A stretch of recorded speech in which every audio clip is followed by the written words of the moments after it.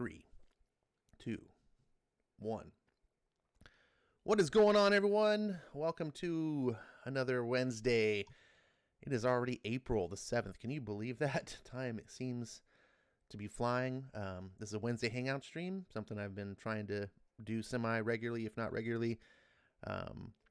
This is a chill stream. Kind of we just hang out, have some drinks, talk about comics, pop culture, geek-related stuff, whatever's on our minds. You guys are invited to hang out with us. Hopefully grab a beverage of your own. Can be any kind of beverage. It can be Kool-Aid, water. Actually, no, don't drink the Kool-Aid. That's a good advice.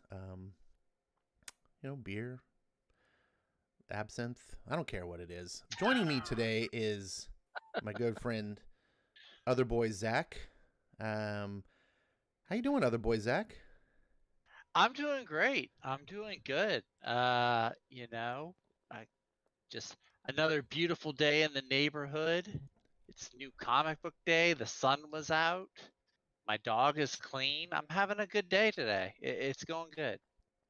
Very good, very good. Now, our good friend SkipNTosh, who's a regular here, has RSVP'd. I don't know where he's at the moment. He's obviously has something important going on. And real life always takes place first, so we understand. I hope he's well, and there's nothing, nothing bad. But I'm sure he's fine. We'll wait for him. Well, we won't wait for him, but the door's We open. wait for no one. When the door's open, if when he's able to make it. So it's gonna be you and me holding up the fort. We got some big shoes to fill. That's all right. I've already got back problems. I mean, if I have to carry the stream, I mean, that's just, what's one more slip disc, Yikes, I did not know about that, man. No, no, there was no slip disc. But Oh. I don't mean to make fun of anyone that's ever had one. But no, it was just a joke. Back problems are no fun. Back problems are not. That is true. My dad has a bunch of back problems. Man, but, I have had like a pulled lower back muscle that completely not right now, but at one point that completely debilitated me for like 2 weeks. I was like, I was like, I can't. People go through this like permanently. I was like, yikes. They are no joke. My dad did he pulled his lower back. He was on the floor, I think about a month even. He was on there like not able to stand up for more than a minute. They are not fun. That is true. Well, we are about fun, so we should probably steer the conversation away from let's do that. Painful things. So today is Wednesday, and that is New Comic Book Day. And of course, I'm never prepared, but I like to have my little, where is it, my screen for new comics. We'll just get this out of the way in the beginning because we just end up chatting away forever. So let's start off, make it a trend to start off the show with the new comics that came out for the week. On screen, you guys can see the League of Comic Geeks, which I use. And you can see my user ID. Here's Ashland38. If you guys use this, there's social tools. Feel free to add me. But the comics here are the new comics that came out this week in order of the subscribers on this site. So the most pulled comics based on the users of this site. So Batman obviously is the most pulled here, and that's how you can see. Now, this is not a true, popularity contest. It's not universal. Not everyone uses this site, so it's not 100% accurate, but it is interesting. I think it still gives us some information about what people are passionate about, comic fans, because one thing is for certain, this site is only used by comic fans. It's not like regular people are like, hey, this is interesting. I don't really read comics, but I think I'll use it. So actually, before we get into that, should talk about our sponsor. Tonight's show is brought to you by Heineken, the beer that everyone forgot about, but was once thought as a great beer like 30 years ago. It's from Holland, and it comes in a green can, and it's better than Budweiser. What are you drinking tonight? I'm drinking good old coffee. Good old trustworthy coffee. Good old coffee. Good old coffee with a little bit of Swiss Miss mixed in. Ghetto mocha. Oh my It's God, ghetto it, mocha. it's the drink that keeps on giving. And then I also have a good 16 ounces of high quality H2O here. Oh, high quality H2O. High quality. That's the high quality Straight from H2O. the tap of Flint, Michigan. Negative. That is straight from the tap of New Orleans. Not sure if it's better. It's probably a little bit better. It might still give me some kind of third arm at some point, but we'll have to wait and see. All right. It's water coming from the bayou. I mean, I know if they filter it. And stuff, Are you drinking anything special of coffee, or is it just like Folgers? Which brand is this? It's not one of the popular coffees that you see commercials for. I think it's like Death Wish or something like that. Oh, I've been wanting to try Death Wish. I think that's what it is. I like to get the more obscure coffee brands when I see the K cups on the shelves. I try to like branch out and explore. Oh, you're a the different K-cup ones. guy. All Well, I have a K cup machine. If I had had more time, I could have French pressed something, but I had 5 minutes. Wait, you have a Keurig and a French press? Oh yeah. Okay. I'm a coffee connoisseur. I've got one for when I'm in a hurry, and I got one for when I have time to kill. All right, that's fair enough. Yeah, all right. I like good coffee, but I'm too snobby about it. Well, I'm not. That's not really true. I used to be coffee. I used to be a barista, so I mean, until I get an espresso machine, everything is subpar. You're one of those espresso people. Espresso is the way to go. Espresso, not espresso. If you say espresso, you're gonna give me an aneurysm. Espresso. There's no X. There is no X, people. Stop saying it like it's espresso. Making your barista's eyes roll completely into the back of their heads. I'll tell you what, though. I would rather hear someone say espresso than say... I can't even say the things when I hear people like at Starbucks order. They're like extra skinny, non-fat soy latte, blah, blah, blah. Like all the different, like... It feels like they put every single hipster thing in their order that they could possibly. And I'm just like, I roll my eyes every time. And then they ask for extra whipped cream and chocolate sauce on top. It's like, you're not taking your dietary options too seriously there, are you? I just hate when it's like, just put milk or whole cream. Like, never mind. I'm a snob. It's all about good coffee. It's not about putting soy, no whip or anything in your coffee. That doesn't make your coffee better, and it doesn't make you a more, it makes you more pretentious coffee person, but not actually a knowledgeable. Anyways, I'm going off. LK says that's because they're douchebags. And LK must also be a barista. He must also know about that barista Seriously, life. I like these new coffees that are coming out, like Death Wish. This one I've been wanting to try. There's another one that's like the really hardcore coffee. But I think douchebag would be a great name for coffee. Douchebag coffee. Douchebag would be a great name for a tea company because they use the little bags. That would be a great name. I would try that. That'd be true, but I would use it as a spin-off of douchebag coffee. It would be Teabag, brought to you by Douchebag. A douchebag coffee company. Wait, a douchebag company. Teabag tea. Coffee for douchebags. For when tea for douchebags. Tea for douchebags by douchebags. There you go. Tea for the douchebags by the douchebags.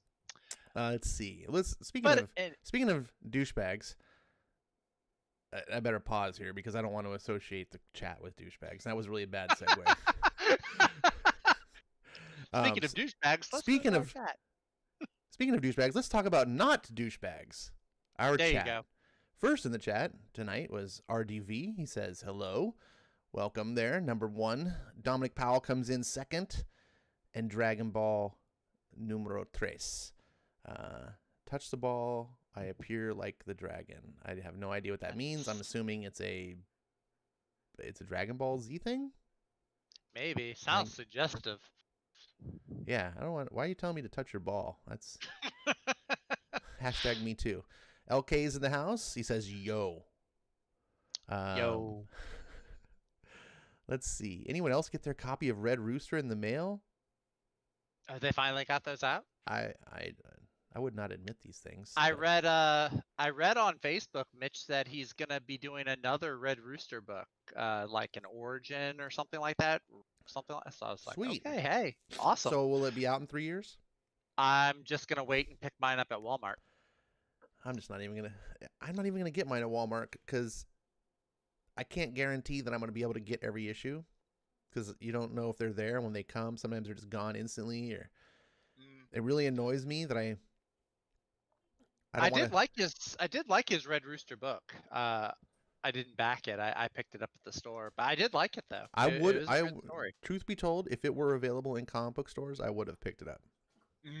Yeah. But because it was a Walmart exclusive, I don't have a problem with it being Walmart exclusive.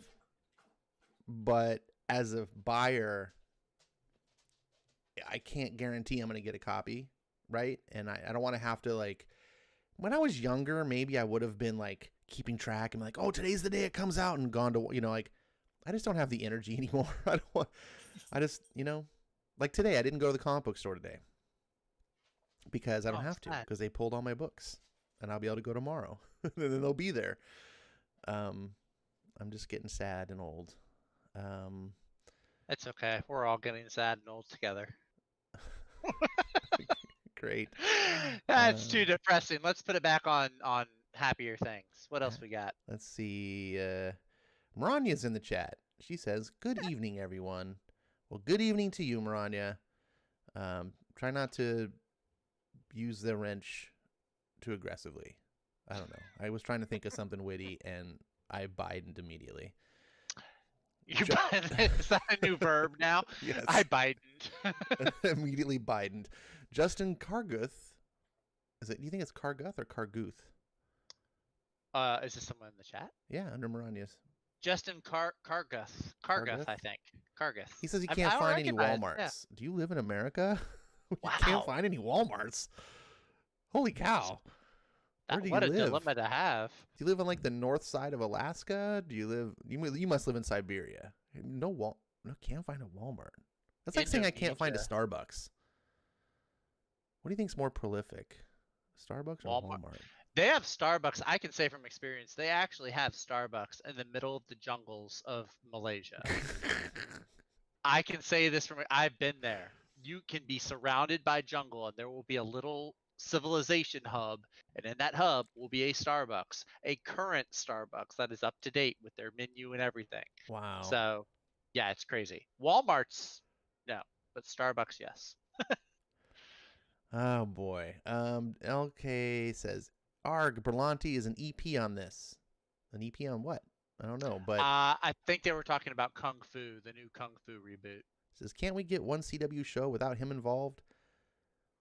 Probably not if he's the big executive of CW. Yeah, he's probably gonna stamp his name on everything.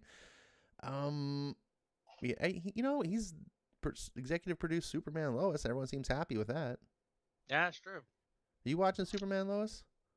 I am. I think I'm behind. I had watched the first 4 episodes. I think there's 5 that have been out so far. I haven't watched the last one. I think it's on break right now, isn't it? Because Supergirl took its time slot. I guess. Whatever. I think it's on a break. So I need to watch that 1 episode and get caught up. I've been falling behind on some of my shows. I only just watched Falcon and Winter Soldier episode 3 like yesterday. I need to watch that. That was episode 2 like bored me so much that really? And I liked it. I didn't hate it. I just was bored. 3, I just was like, it was just there. I don't know. Watching shows shouldn't feel like a chore. Oh, I agree. And so I feel when I think about watching episode 3, I feel like more like homework than I got to do it, and that's not a good sign. Yeah. But I don't have anything like hypercritical to say. I know when we did our episode, we talked about it, and I was critical about the first episode, but that was just because when I talk about things in a venue like this, I feel like that's what you should be doing and just instead of just being like, yeah, it's good. Yeah, people aren't tuning in to just hear you nod your head. It's like, that's my opinion. Right. The new Kung Fu from CW doesn't look at all promising from what I've previously researched. It doesn't look like a good homage or faithful remake or reboot of Kung Fu. I don't know anything about it. I haven't seen. Have you seen anything about this? No. If it's not, I really don't pay attention to the CW anymore. Superman and Lois was like the one thing. I think that's the channel they're doing the new Powerpuff Girls live action show on. I really don't know though. I don't have cable, so I don't pay attention. I don't have satellite. I don't pay attention to any of these, Oh no, CW here we shows. go. The New York Times. Kung Fu rights the wrongs of its ancestor. Hold on here. I'm on the New York Times. This gender-flipped martial arts reboot departs from its 1970s predecessor by having a predominantly Asian American cast. Nearly 50 years after David Carradine rose to fame as the enigmatic half-Chinese Shaolin monk in the Wild West, Kung Fu is returning to network television in a new iteration on the CW. But this time, the gender-flipped reboot, which will be the first network drama to feature a predominantly Asian American cast when it premieres Wednesday, is attempting to right the wrongs of the original series. There was no wrongs in the original series. I hate this shit. Oh, God. There was no wrongs. It was just a show. I guess maybe the only wrongs it was is they shit on Bruce Lee. Did you know about that history? No, I'm completely in the dark. As far as Kung Fu was a show that Bruce Lee had developed for American television, and then at the last minute, like when they greenlit it, they were going to make the show and everything. Like he created the show, envisioning him as the lead, right? Okay. And then they were like, "Yeah, we're not going to put you. We're going to hire this white guy." Ooh. So I guess maybe there is a little bit of wrongs in there, and it sucks that for Bruce Lee, but whatever. Someone else was paying the money. A real wrong would have been like if he had spent all his money and then they somehow embezzled it or something. But a network has the rights to do whatever they want. They're paying money to make something, just like this show. Actually, CW wants to make this gender swap bullshit. They can. I'm not gonna watch it. Like, right. But that's that you can make whatever you want, but who's gonna buy it? Yeah, like it's gonna be so awesome watching, Kung Fu Mary Sue. I'm sure she'll just be the most badass woman ever to be a martial artist. Whatever. I got no time for this show. Let's move it on. Thanks for bringing it up. Let's move on. Thanks for moving. I liked it better. I liked it better when it was Wendy Wu, Homecoming Warrior. Did these people not learn anything from Mulan? Apparently not. Apparently not. Apparently not. Maybe they did. Maybe they learned not to film next to a Chinese concentration camp. Seems to be more taking the name than any kind of faithful adaptation, but the first 13 minutes aren't bad. Okay. LK apparently is watching it as he watches us. So it's good to know that Ash on Comics Wednesday stream is about as shitty as Kung Fu. Thanks for making me feel good. Maybe we're the sane ones. Maybe he's like, oh, this is so bad. We're like the, what is it, wasabi or ginger, whatever it is they give you at the sushi restaurant to cleanse the taste palate. Maybe that's what we're doing for him. It's like, Kung Fu is so bad. I need something to give me hope. I'm so bored right now. Should I watch a shitty CW show or Ash on Comics? I don't know.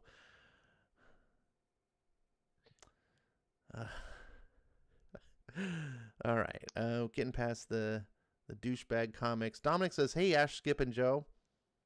How are you three doing?" Wow. Dominic. He didn't even mention you. I know. Jeez, Dominic. Thanks, man. No, it's not only are Skip and Joe not here, but you are.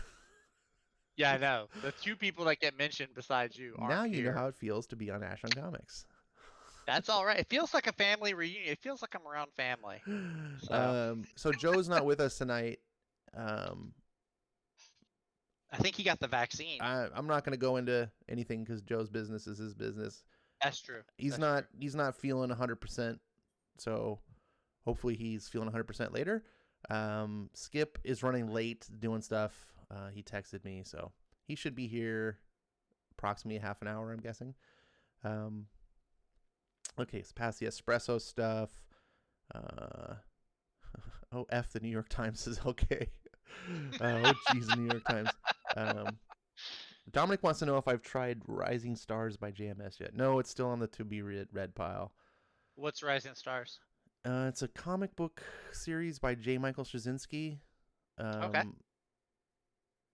I don't really know a whole lot about it, but people have said it's kind of like Heroes. You ever seen that show, Oh, Heroes? okay. Yeah, I loved Heroes. Yeah. The first season. Okay, so I'd say the stream is more like pickled cabbage. Thanks. Oh, yikes! I don't care for cabbage in any of its forms. What? I'm not a cabbage fan. Oh man, I love cabbage. Pickled The cabbage, smell of regular it, cabbage. The smell of it just turns me off. I can't do it. Corned beef and cabbage. My dad eats cabbage all the time, and that smell just goes to every nook and cranny of the house, and it just turns off my appetite. Really? It's not even really that potent of a smell. I don't know. Maybe he cooks it differently than other people eat it. I don't know. It's never been my thing. Oh wow. So sorry. String beans though, I'll eat the mess out of some string beans. Well, string beans are good. I love corned beef and cabbage. That's too bad corned beef is so expensive these days, but so good. Coleslaw. And fish tacos. How you can't have fish tacos without cabbage? Man. Anyways, we gotta get off the. All of these are things I do not eat. starting to sound like a Marvel comic. Yeah, no, you're starting to sound like a comic written by Mariko Tamaki. All right, back to the comic books here. So Batman was number 1. Amazing Spider-Man 63 with the new suit that just looks terrible every time I see it. It's so weird. Venom 34, the issue before 200, because that's how Marvel does things. Mortal Hulk 45. Look at that. Well, I got 1 DC, but then 3 Marvels, 4 Marvels, 5, 6, 7, 8. Marvel's kind of 8 got the Marvels before then Snyder's Noctera, then Swamp Thing, then Geiger, then finally we get to Joker Harley. Like, man, DC is just falling like a rock. Yeah, they didn't have a whole lot come out this week. I know I got my 2 DC pulls, but they aren't like really big titles, which is a shame because I think they're both good books. I picked up I got Man Bat number 3 and then Crime Syndicate number 2, and I'm actually really liking Crime Syndicate. I'm kind of bummed that it's only a 6-issue miniseries. I'm liking the way it's coming together so far. Yeah, it's a comic about villains. Yeah, but it's like their origin. It's like how they come together for the first time. I won't get too into spoilers in case there's people in the chat who are reading it or who want to read it. I'm saying I can't really imagine there's like an ongoing series potential in this. I mean, I don't know. I think it'd be kind of cool having an Evil Justice League ongoing. I guess if you like reading about villains. I mean, depends on the villains. I don't really like reading about villains unless it's like an origin story or like a certain type of stories can be fine, like an ongoing, just where they're running around and killing people, and I don't know, I just be tough. I mean, that's just me. How about this? Did you get Green Lantern number 1? No, I did not. Sorry. Look at this cover. I mean, look. How could you turn down this cover? Very easily. Very easily. And then just reaching just past it to get something like King in Black or Noctera or Oh no, you know what I passed Green Lantern for? Geiger by Jeff Johns. The answer should have been everything. Well, everything. Well, not everything. I wasn't about to pick up Spider-Man for it. I'd pick it. You would pick this up before Spider-Man? No, of course not. Oh. But I'd just rather not pick either. Can I just not pick either? Do I have to pick one? That's the coward's way out. Oh, okay. Well, I'd pick Spider-Man before I pick this. I gotta say, Gosh, so yeah, that art. Who is the artist on that? I don't know. Something about it it's like looking at it, the uncanny valley. It's the so weird. cover looks like Like the little girl, Alex Sinclair. the little body, and then the big head on the girl. It's just off-putting. There's nothing Okay, so about so that so is appealing. Jeffrey Thorne is the writer on this, and he's been on Purchase Channel multiple times. Seems like a Mhm. really good guy, interacts well with the fans. Like, I have nothing against this guy, but seriously, Jeffrey, if you're listening, which I know you're not, DC did you no favors with this cover. This is Yeah. freaking terrible. Were there any alternates? Did they have like a B cover or They something? did. They did. So let's take a See? look. We got a Look at those. Those here's should have been the A covers. The here's a John Brian Hitch cover with the man here, John Stewart. Good old John Stewart. And then this other cover, was this Malieve? This looks like Might a be. Malieve cover. Not a big fan of. No, There's only a couple covers listed, but in the credits, there's multiple. There's like a Bernard Chang cover. I guess just Bernard Chang. I don't see. But here's what gets me. Your artist is Dexter Soy. Dexter Soy is a fan favorite artist. Why wouldn't you put him doing the cover? Yeah, he does some good stuff. He does good art. It's one, I get it when your artist sucks and you want to put on a good cover to get people to buy the book. I still think it's a bad practice to do because people get sick of like looking at a cool cover and then opening it up and it's shitty inside. I think that's really setting bad expectations. But yeah, if your artist is a fan favorite, if he's a guy who sells comics because they like his art, like Dexter Soy is one of those type of artists, just let him do the covers. I don't understand why they don't do that. absolutely. Anyways, I'm tired of looking at Teen Lantern. Yeah, God dog it, man. That name just. All right, let me see. Oh, Justin Carguth has a good question. Green Lantern or High Republic? Oh, wow, those are Green Lantern. Green Lantern. I would probably take Green Lantern over High Republic. If I had to take one, I would. If Green Lantern cost more than High Republic, which it probably does. What does it say there? $4.99 for Green Lantern. I don't know how much High Republic. That's $5.99. It's $5 for High Republic. I don't care. I'd still take. I will not touch Green Lantern. I wouldn't Green use. Lantern could be $9.99, and I would take that over. I wouldn't use High Republic as toilet paper. So it's terrible. I just so disgusted with High Republic. Yeah. No, this is Green Lantern. Here's the thing. Here's another reason why I would give this a chance, because I think we were talking about this on somewhere else. There was a Green Lantern story, I think it was in the Future State stuff, where they told a backup tale with Teen Lantern in it. And the story was actually pretty cool. And they did some cool things with her. Like, they talked about how she actually didn't hack her gauntlet. Like, they retconned her. Oh, okay. And, yeah, no, you did mention that. Yeah. Yeah, and so she basically had to admit and come clean that she just made this story up and she doesn't know all that. And I was like, that's so refreshing, because number one, it retcons a stupid idea, but number two is it also fits like children, like 9-year-old kids. They make up stuff. They want to prove that they're, that they can do things, and so they tell lies all the time. I should know. I live with some. Yeah, so but at the end of the day, she's still gonna probably confront Hal Jordan at some point and tell him. I'm not saying she's turned into a perfect character and I'm going to become a fan. I'm just saying that I went into this story groaning, going, oh my God, and came out of it going, oh, that wasn't half bad. So my point is I think I could at least read this. Yeah. And this isn't purely about her. Like, I think she's just part of a story. There's, I think, multiple stories in this book. That's the thing, too, because I think we mentioned this. We might have talked about this even last night, I think. It's like there's so many human Green Lanterns. Mm-hmm. You can easily take one or two and give them to other Ring Corps, and you open up a whole bunch of new possibilities and new storytelling ideas. Like put Guy Gardner back in the Red Lanterns, or Right. they were gonna have in the future state. They had Jessica Cruz was actually gonna get inducted into the the Sinestro Corps, which I think would have been an interesting story arc for her. I think, and we talked about like other characters could have been the Indigo Corps, the Blue Ring, whatever. So there's just a lot. There are a lot of human Green Lantern. I think there's like 7 now, 7 or 8. It's like you don't need that many.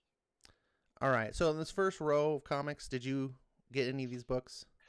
The first one I got was King in Black #5, and Okay. So first row so was that 0 for you.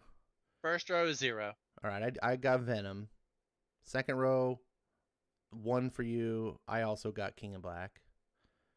Third row, Noctera and Geiger. I got Noctera and Geiger as well. Fourth row. Both. Let's see here. We got Firepower. No, that's fifth row. Oh, is that fifth? Oh, mine's different. Mine's a different. I have 4 comics per row on my screen that I'm looking at. Oh, you might have on a different resolution. Maybe. Yeah, it's a new monitor I got. No, I don't have anything in 4th row then. All right, so fifth row, Firepower through Suicide Squad. Yeah, I got Firepower. All right, me too. Look at that. Great issue. Great issue, by the way. Haven't read it. No spoilers. Oh man, when the elephant dude shows up.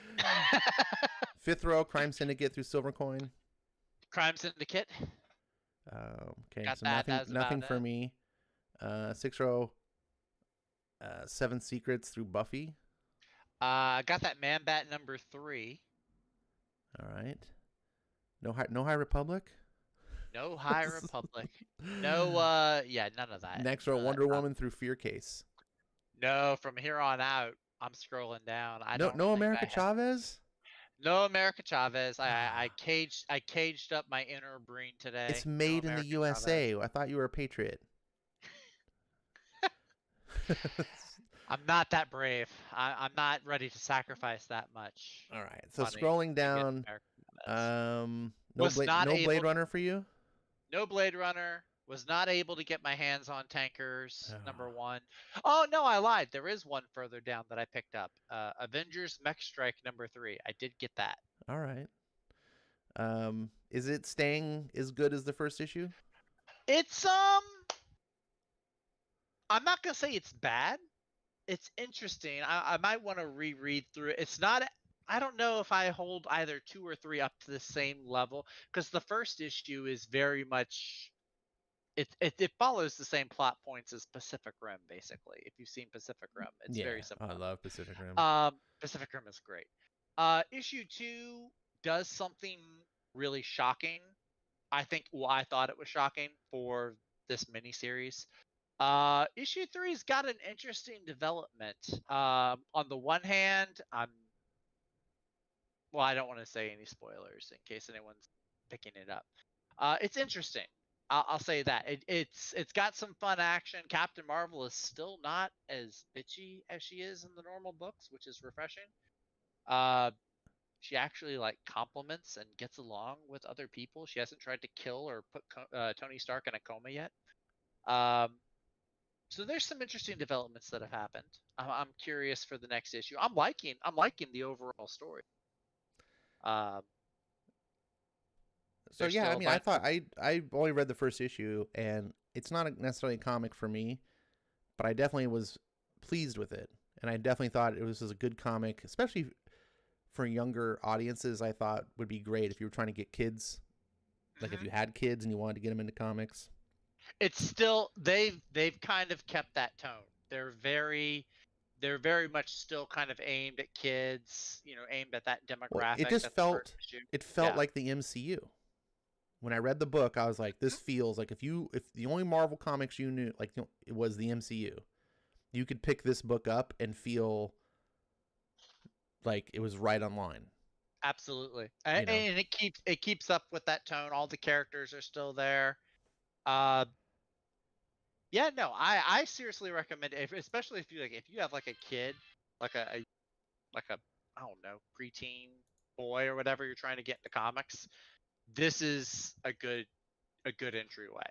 Like if all he knows is the MCU, this is a good gateway into reading comics. Wow, let's not be gender specific. Oh, I'm sorry. If you also know a young girl that just happens to like lots of robot on monster violence, There we go. they are out there. My sister is one of them, but they're much more rare, I think. Yeah, they are. Boy. I was being But kind of facetious. Um, It's still good though. I still enjoyed it. I don't regret spending money on it. So that's all that matters. let's see. Let me double check in the chat. Skip is in the chat. Skip's in the chat. Maybe he'll be in the audio here soon. Good to see you, Skip. I do want to say, I was telling you this backstage, Ash. I went to go get my books today and got them in my bag. They're sitting in the passenger seat. And I was out. I was like, you know what? Let me drive through this coffee shop, get a cold drink down. So I go get my iced coffee. And I'm driving. I've got my iced coffee in my hand. Bag of comics is in the passenger seat. Hit a pothole. The streets of New Orleans, Metairie, they're riddled with potholes. Not a huge amount, but just like a splash of coffee goes from the cup into the bag.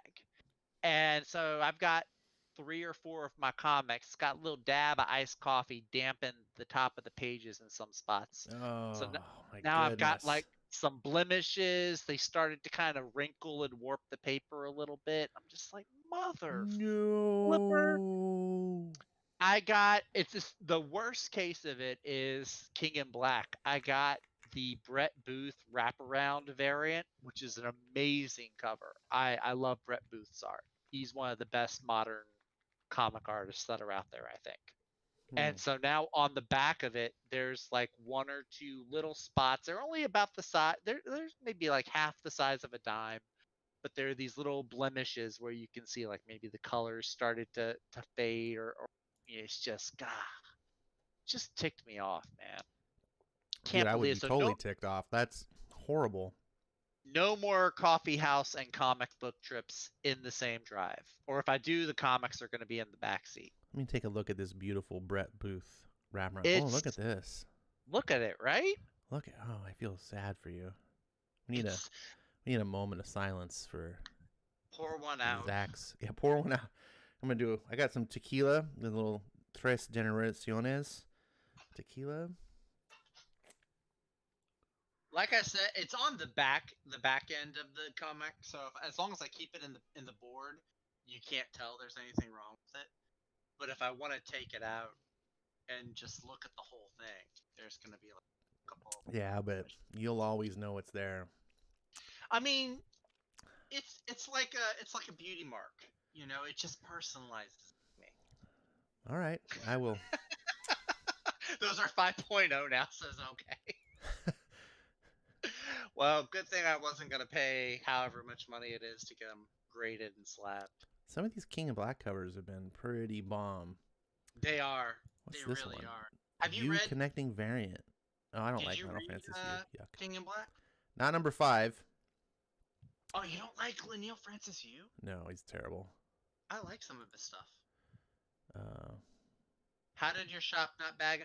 Okay, the shop I go to does not bag and board them on. I've been to some LCSs where the books are sealed in a bag and board on the shelf, and when you buy them, they're in the bag and board. The one that I go to does not have them they're just out there, so you can actually take a book off the shelf, flip through it, and you can put it back. I don't know why I thought that was strange the first time I walked in, because I thought they all bagged and boarded them right off the shelf. But SkipNTosh says it's one of one now. That's right. It's a one of a kind. It is one of a kind. There we go. It is. Silver Lining Skip.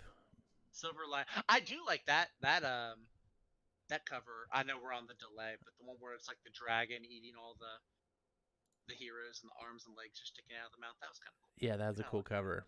And the Scotty Young. I'm a sucker for Scotty Young covers. Mm-hmm. Scotty Young is cool. I have his they did the Alien #1 that came out I think last week or 2 weeks ago. I have his variant for that. Scotty Young's cool. So just a heads up warning. Wes over Thinking Critical did a video with Perch talking about various topics, including, what was the video? It was about the new Red Skull incident that was going on. And I was like, oh, yeah, I'm curious about what they had to say about that. But they talked about King in Black and spoiled it in the video. And I was like, damn it, the book just came out today. Oh, that sucks. I was so annoyed. I was like, what? Come on. Don't do that. It's one thing if you're doing a video on King in Black, like I'll know, like, but if that's not the topic of your video, yeah.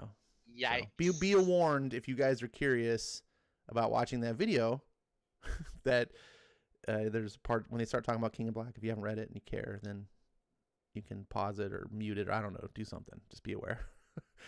I was cooking dinner at the time, so like my hands weren't near, so I couldn't like run, pause it or mute it or something. So I was like, ah. I had to stand there and just endure and just hear the spoilers while you stir up the pot. Yeah.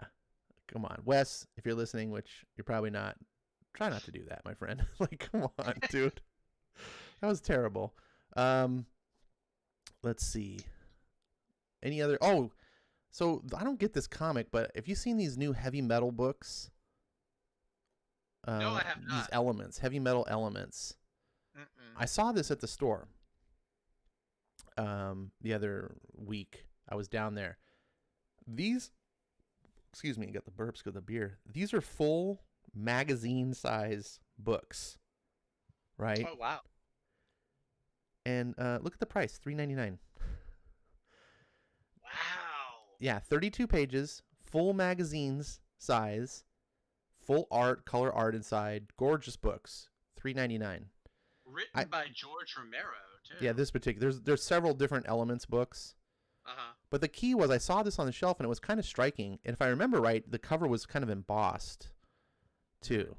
So you're not really getting the full effect here on the screen. But it struck me enough to pick it up and flip through it and look on the, and I was like, oh, this is interesting. And I saw the price was $3.99 and I was like, are you kidding me? I go, Batman is going up to $5.99, but you can get this giant magazine-sized book that's 32 pages, and it's only $3.99. I was like, FDC. I see things like this, and it just keeps reminding me, like, how much I just disgusted with DC. I'm just kind of like, how long before AT&T steps in and just kind of cleans house and puts like smart business people in there? Oh, I think AT&T is the reason. Oh, you think so? I know. Oh yeah, remember AT&T is the company that decided first, hey, we're going to charge people $10 extra a month if they have an iPhone. Oh, well, yeah. Do you remember that when the iPhones became a thing? They put an iPhone charge, just straight $10. What for? Oh, because you're an iPhone user. AT&T is a terrible company. I didn't get that because I don't have an iPhone. Right. I have Android. And if you did, you shouldn't use AT&T. Well, I thought about getting out of AT&T, but they gave me a free upgrade. All right. They got me locked in. What else is on the new comics? Oh yeah, there's this other comic. This one actually looks like, I thought this was the heavy metal, but it's not. This Engine Warp. Okay. Any other comics look interesting? No, if they looked interesting, I would have picked them up. Wow.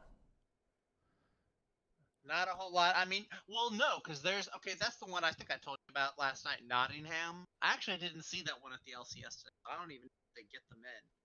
I'm going to have to ask around and see if I can find issue number 1. Because I was interested in that. It's a Robin Hood-ish type tale, but the sheriff of Nottingham is portrayed as the good guy, and Robin Hood is the bad guy. It's an interesting spin on it. So I'm going to try to find issue 1. I'm curious about this. From Scout Comics, The Impure. Mm-hmm. I don't know why. It's just one of those things that I'm like, oh. But comics are too expensive for me to just try, but... That's true. And if I'm going to try like an indie comic, like I want something, again, might have mentioned this before. I just don't want to pick up like a 5-issue miniseries. Like I want to get a book that is going to be an ongoing thing. Yeah, that's me too. Make them ongoing books, and if they fail, they fail. If they right? fail, fine. But I mean, I'm at the point now where I almost don't want to pick up an indie book. If it's going to be a mini series, I'll just wait for a trade. Exactly. I'm the same way. I mean, all right. So, we talked about comics. Skip, are you coming in? I don't know if Skip is even home yet. He might not even be home yet. But there's a rehash of my comics. 6 books for the week. I think that's a good list. Not a bad haul. Not a bad haul this week. Venom and King in Black, of course, will end up dropping because King in Black's over and Venom is soon to be over, at least in my book. Number 200, yeah. $10 issue. What was $10 issue? Venom 200 is going to be $10. Venom 200? Oh, yikes. It's really Venom 35, not 200. I hate that bullshit that Marvel's doing. I'm tired of it. So, Donny Cates, it was a good run. I'm going to buy the last issue and call it done. And good job on you, Marvel, for getting me to stop buying your books. I don't know what it is about the big two and their desire to keep encouraging people to stop giving them money, but you're not going to continue reading Thor? I'm going to keep doing Thor. But if they give me a reason to check out, if they pull a bullshit thing like, oh, it's a Thor super anniversary issue for $10, because they do that legacy numbering shit drives me nuts. You change the numbering on purpose so you could get people to pay you extra money. You don't get to go back. Well, that's not new. They've been doing that. That's Marvel Comics 1000, Action Comics 1000. Like it's all rearranging. Well, Action Comics was the 1000th issue. And I was happy to celebrate that. $7.99 for a 100-page comic, 1,000 issues of Action Comics. I was fine. But with Spider-Man, they had 800 issue, 801, and then went back to 1. And it was like, you canceled Amazing Spider-Man to start it over at 1. And then when it got to where the old numbering was 850, they went, oh, it's 850th issue. And then guess what? It came out afterwards. The 50th issue. They went from 850 to 50. Right. I was like, just stupid. I hate that practice. It's already hard enough for me to push aside my pet peeves and animosity to keep giving them money. No. And look, there's more and more good books. I haven't read Geiger yet, but I'm sure it's going to be good. Firepower's amazing. Noctera's great. There's all these other books that are asking for my money. So if Marvel, you're not going to be competitive, I'll be happy to, I'll be happy for Donny Cates to leave, start up his own, line of indie books. Take a lesson from Scott Snyder and Jeff Johns. Go out there, make your own stuff. Yeah. Gigamac, definitely get in on Noctera. I'm liking it. I read issue today.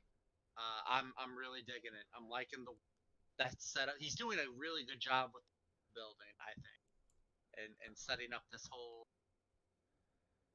system and how life is in this world. It's really cool. I'm digging it. All right, Dominic is in chat. He says, "Have you two seen the trailer for Jupiter's Legacy?" We're gonna get into that. We're gonna get into that.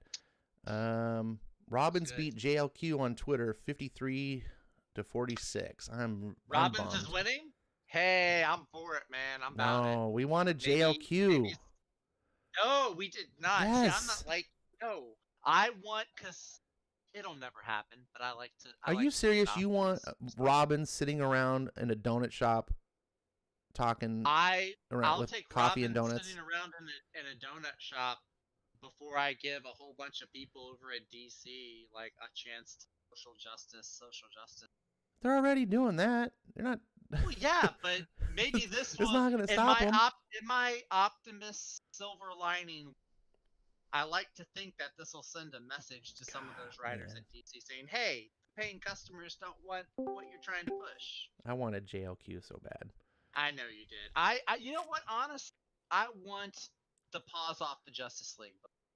I really want that. I have the Pet Avengers books. They're weird, they're corny, they're for children, but I like them. I was hoping for a train wreck of America I wanted Justice League Queer, and I wanted it written by Gabby Rivera. That would have been. Yikes. Not Mariko Tamaki? No, dude. Have you read America? Mm-mm. Too bad Breen's I not here. He would tell you it's a American. What does he say? It's a national treasure. National treasure. Yeah. National treasure. Gabby Rivera. So, Jimmy is here with us. He's got a bad sinus infection, so let's all wish Jimmy a healthy recovery. Get some chicken soup in there, Jimmy. Yeah, chicken soup is good. So Gigamock is in the chat. He's my buddy. He was the one that I was at that comic shop with. I was talking about. Nice. Oh, he says he loved issue 1 of Noctera. Yeah, I got him hooked. I got him hooked on it. I talked to him about it, and he was like, "Oh, interesting." I was like, "Here, read my issue." So he did. And it's good. Then he cussed me out because he was like, "Damn it!" No, he didn't really. I'm being hyperbolic, but he was like, damn it, now I gotta buy this new book. I was like, oh, you really liked it that much? I was shocked. I expected him to like it, but not $4 out of my comic budget now. Yeah. Hey, we've got a wild SkipNTosh has entered. Wild SkipNTosh is in house. What is going on?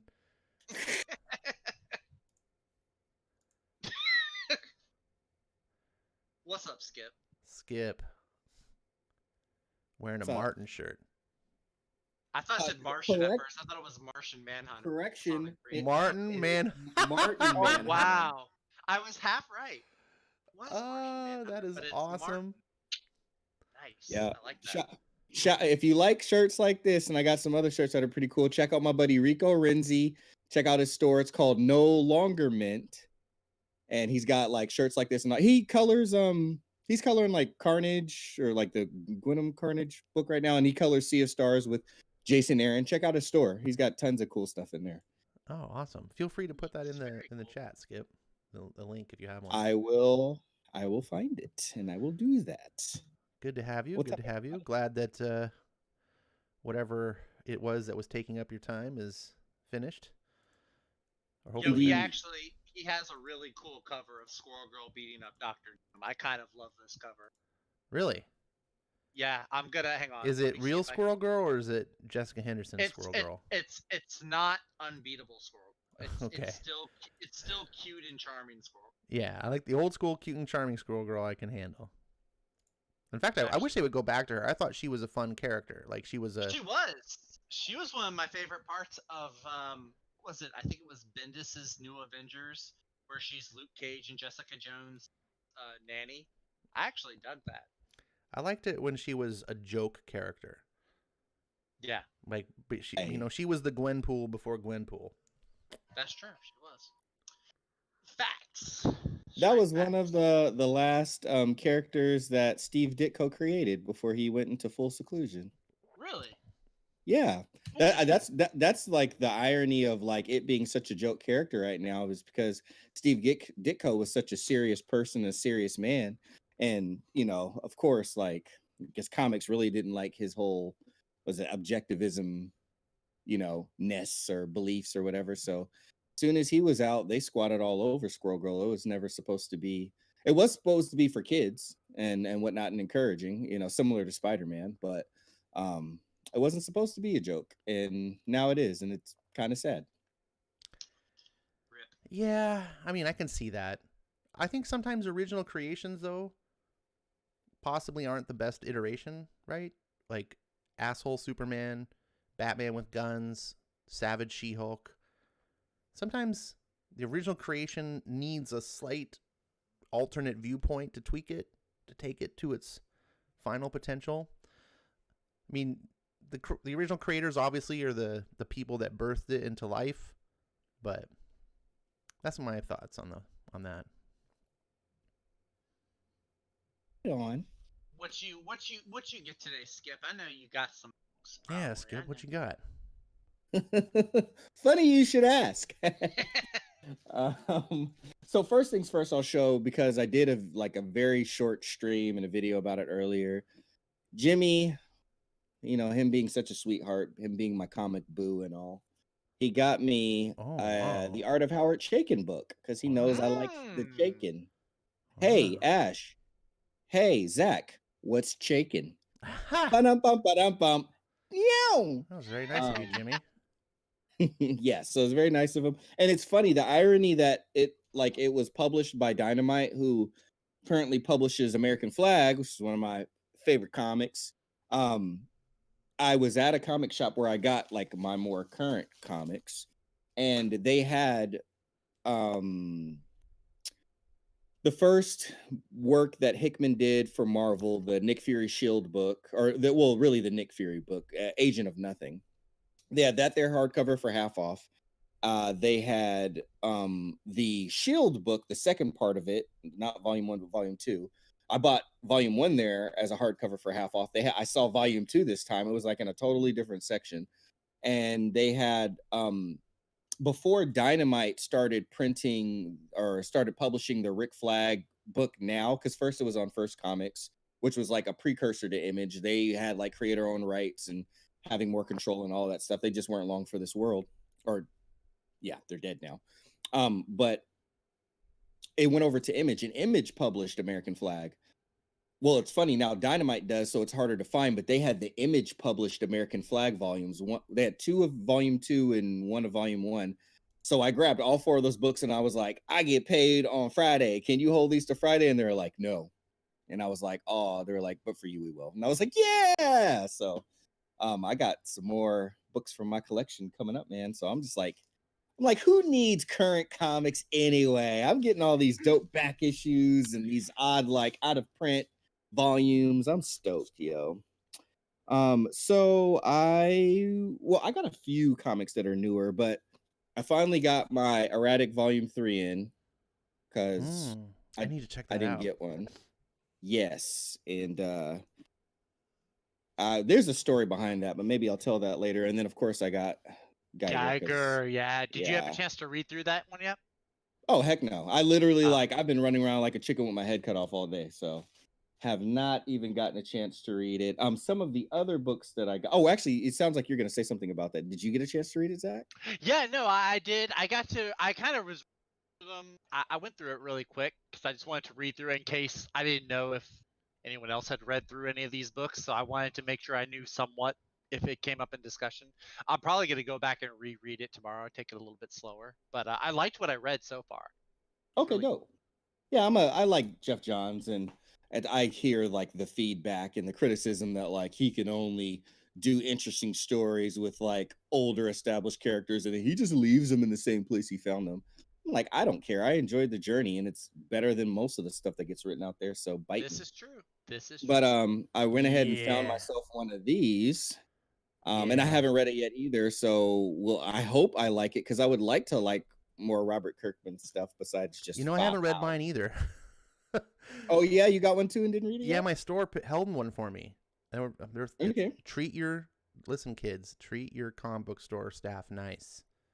If you can befriend them, they will do cool things for you. So like I called up, because those of you guys that don't know what that Solid Blood is, it's a gimmick issue that Kirkman did. It's a number 17. There's no other issues. And it's not the one that he called up or that he got published like really quick. I know there's a story behind it. Yeah, and so he didn't tell stores, like it wasn't on the pull list or whatever, and he just shipped out a number of copies to stores like on Tuesday, and stores didn't know, and it hit the press that day. So I called up my store like Wednesday morning at opening. I was like, can I get a hold of this comic? It's this thing, and the girl there is real nice to me. She was like, all right, we'll hold you one since you asked. And so I was like, yes. And you just knew, because it's a limited thing, that most stores are going to mark it up and try to make money off it, which, I kind of guess it's part of the point. But yeah, I was pretty stoked. Nice. So I got that. I got, well, I guess this will kind of lead into something else. Grant Morrison, Alex Child, Naomi Franquez, and a friend of the show, Tamara Bonvillain, or Bonvillain, if you will, Proctor Valley Road. Again, this is one of those things, y'all, where I was like, hey, Ben, I got some extra money in my comic budget. What are you liking right now? And he was like, you liked Paper Girls, right? And I was like, I love Paper Girls. He was like, okay, well, remember how in Paper Girls they were like good girls? He's like, this is like Paper Girls, except they like smoke weed and stuff and like use bad language. And I was like, I'm gonna give it a shot, Ben. You said it. I'm gonna try it. That's an So I got- interesting pitch. It's like Paper Girls, except they smoke weed and use bad language. It's like Paper Girls and Dazed and Confused mixed into one. And I said, Ben, you know me too well. And then this one I'm bigging up because I don't think it's new-ish, but oh wait, hold on, wait, that's the wrong one. I bought two of them. 1 second. The comics all over this place. Where did it go? Okay, I might not be able to find it. So many comics. So Can't even many. find them all. I know I've got to go through and reorganize mine. I finally got enough long and short boxes that I can stash away most of my floppies. So now I just have to go through and organize them. I might do that tomorrow. Okay, well, I did find some more newer comics that I got, but I guess these are technically old now. I got the variant cover for Decorum as well as Decorum. Oh, So Bash is dirty. got those. Well, I guess I could show these ones in a way. So because he is such a sweetheart, I got all of the Wicked and the Divine hardcovers Wow. I like that cover. That's cool. sent to me. What? I play NBA 2K with Matt Wilson, who actually he was on my secret channel. On my secret channel, like on there, we were like talking for a while and playing some games. So if you guys want to hear me talk to Matt Wilson, if you go to my Fade Club channel on Twitch, the stream is still up there. You can go listen to it. But he sent me like some of them are still in the bag, like all these Wicked and Divine hardcovers. Man. Which is pretty cool. This one was like a double Wow. like issue. Dang. Like, kind of one. And he sent my daughters, because they like Paper Girls too, so he sent my daughters all of the hardcovers and he like signed it and put their names in it. What? So they got it, and I gave it to them and they were like, oh Dad, thanks. And I'm like I didn't buy these. And they were like, what? And then I was like, here, look. And they flipped it open, and he had like say, like, hey, Grace and Victoria, like, keep the art going, because me and my daughters are doing a book right now. He's like, keep it up, whatever, Matt Wilson. And they were like, Dad, what? And I was like, it was a cool moment for me. That's I super cool. I told him, I was like, dude, you have no idea. Like, I know I was talking to him, like, we talking, issues with comics and all this other stuff and the good things about comics too. And I was like, that's the priceless stuff. Like, that's the stuff you can go to bed and like feel good. Like, you made a moment happen. Hell You know what I yeah. mean? Like, you inspired the next generation.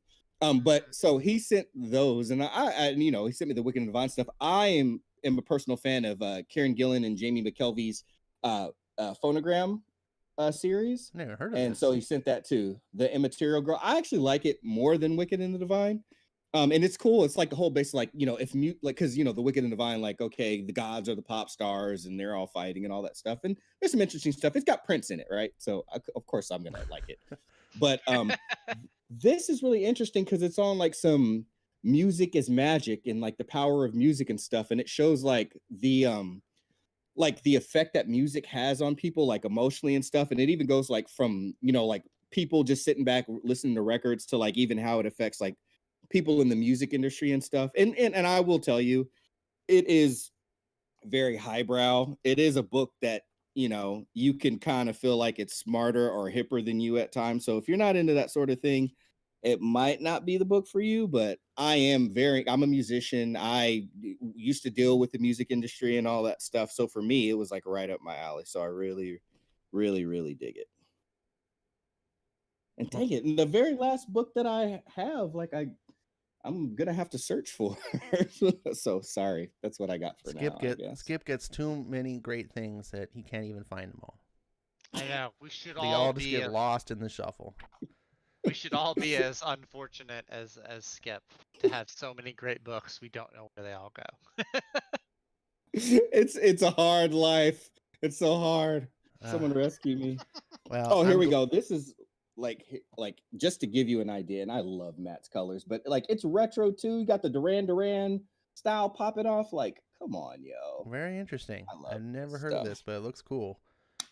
Image sure very cool, does give very their hardcovers a nice treatment too. They do. I can't buy like a Marvel or DC hardcover afterwards. I'm like, can't you guys do good as Image? Come on. And their books are half your True. price. Step it up. Right. Step it up. Crazy. Insanity. All right. Insanity. So, speaking of Image and hardcover books, this is a good time to mention a couple things. Reckless Volume 2 is coming out soon, so you guys be on the lookout for this. We did a video over on the Criminal Cast for Reckless 1. If you haven't read Reckless 1, get it. Go watch the video. Celebrate it because it's great. It comes only in hardcover, so you can't buy the floppies. It's an original book. We will be doing a video on that very shortly, but Criminal Cast will be next Wednesday. We won't be doing a Hangout stream. We'll be doing Criminal Cast, and it will be featuring Cruel Summer is what it's called. And so if that's your opportunity for you guys to go read it, either get it digitally, get it from your local comic book shop. If you don't have the hardcover, you can read the floppies. If you have them, it is issues 1 followed by 5 through 12 of the floppy line of the 2019 Criminal series, and that will be next Wednesday. We'll be doing a Criminal Cast on that. Do you read Brubaker stuff, Zach? Not as often as I probably should. Yeah, you should. We need to get you on the bandwagon. I know. I get on the bandwagon with so many other great books you tell me about. I don't know why I'm slipping with Brubaker. I like his Captain America stuff that he did. I think I've told some people like I'm looking for like the omnibus that he did for Captain America with I think like the Winter Soldier and all that. I like his style. He's done, whatever I've read from him. It's always been good. Do you like crime stories? Do you like crime movies like Goodfellas or Pulp Fiction or? Never saw Pulp Fiction. Don't kick me for that. Movies like Heat. I like this. I've never seen Heat. I have seen The Sting. I've seen the Ocean's movies. The Ocean's like 11, 12, 13. I would call those crime movies. Maybe it's kind of. They are. They're a little bit more light. A little bit lighter, but you haven't seen Goodfellas? Never saw Goodfellas. All right, you need to put on a bucket list at some point in your life. I know. There's a bunch of movies that I have. Goodfellas. I have not seen.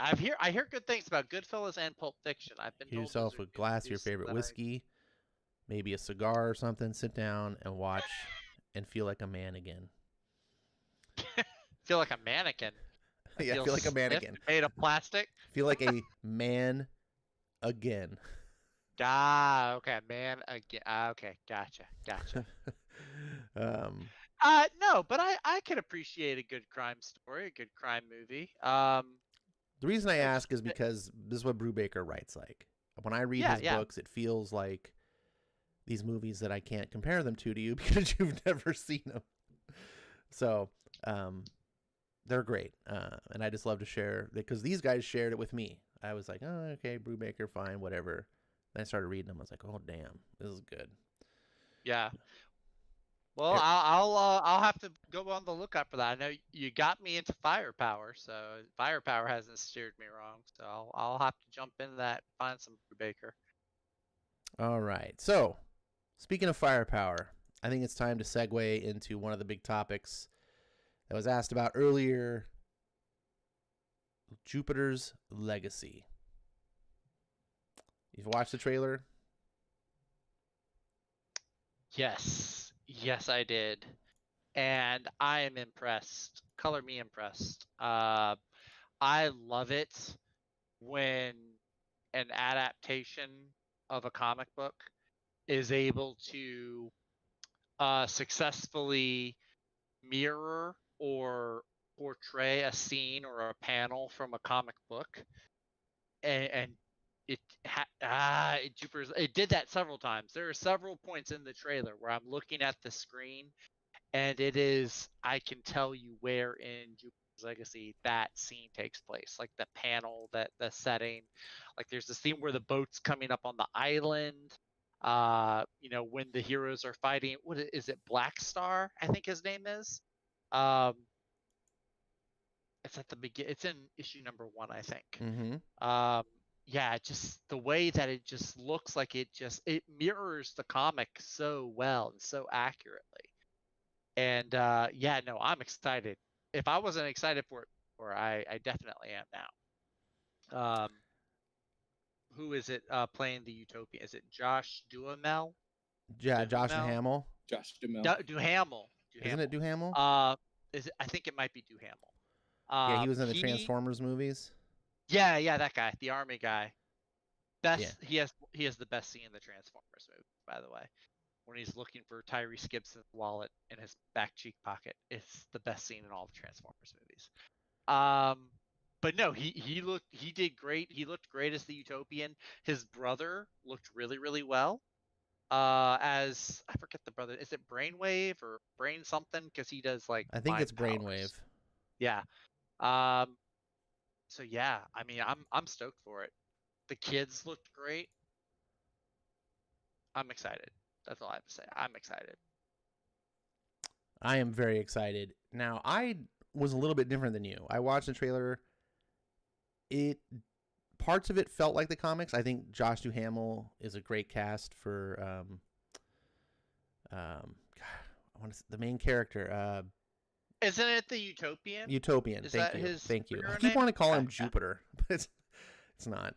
I wanted to call him Omni-Man at first. Right, No, Omni-Man. Right. That's the wrong one. Yeah, it's he's a really good cast for the Utopian, I think, and I really like all the casting actually for the present day the characters. Now I say present day because for those of you that aren't aware, Jupiter's Legacy is a multi-volume series that takes place in present time, but they did a series that took place in the past.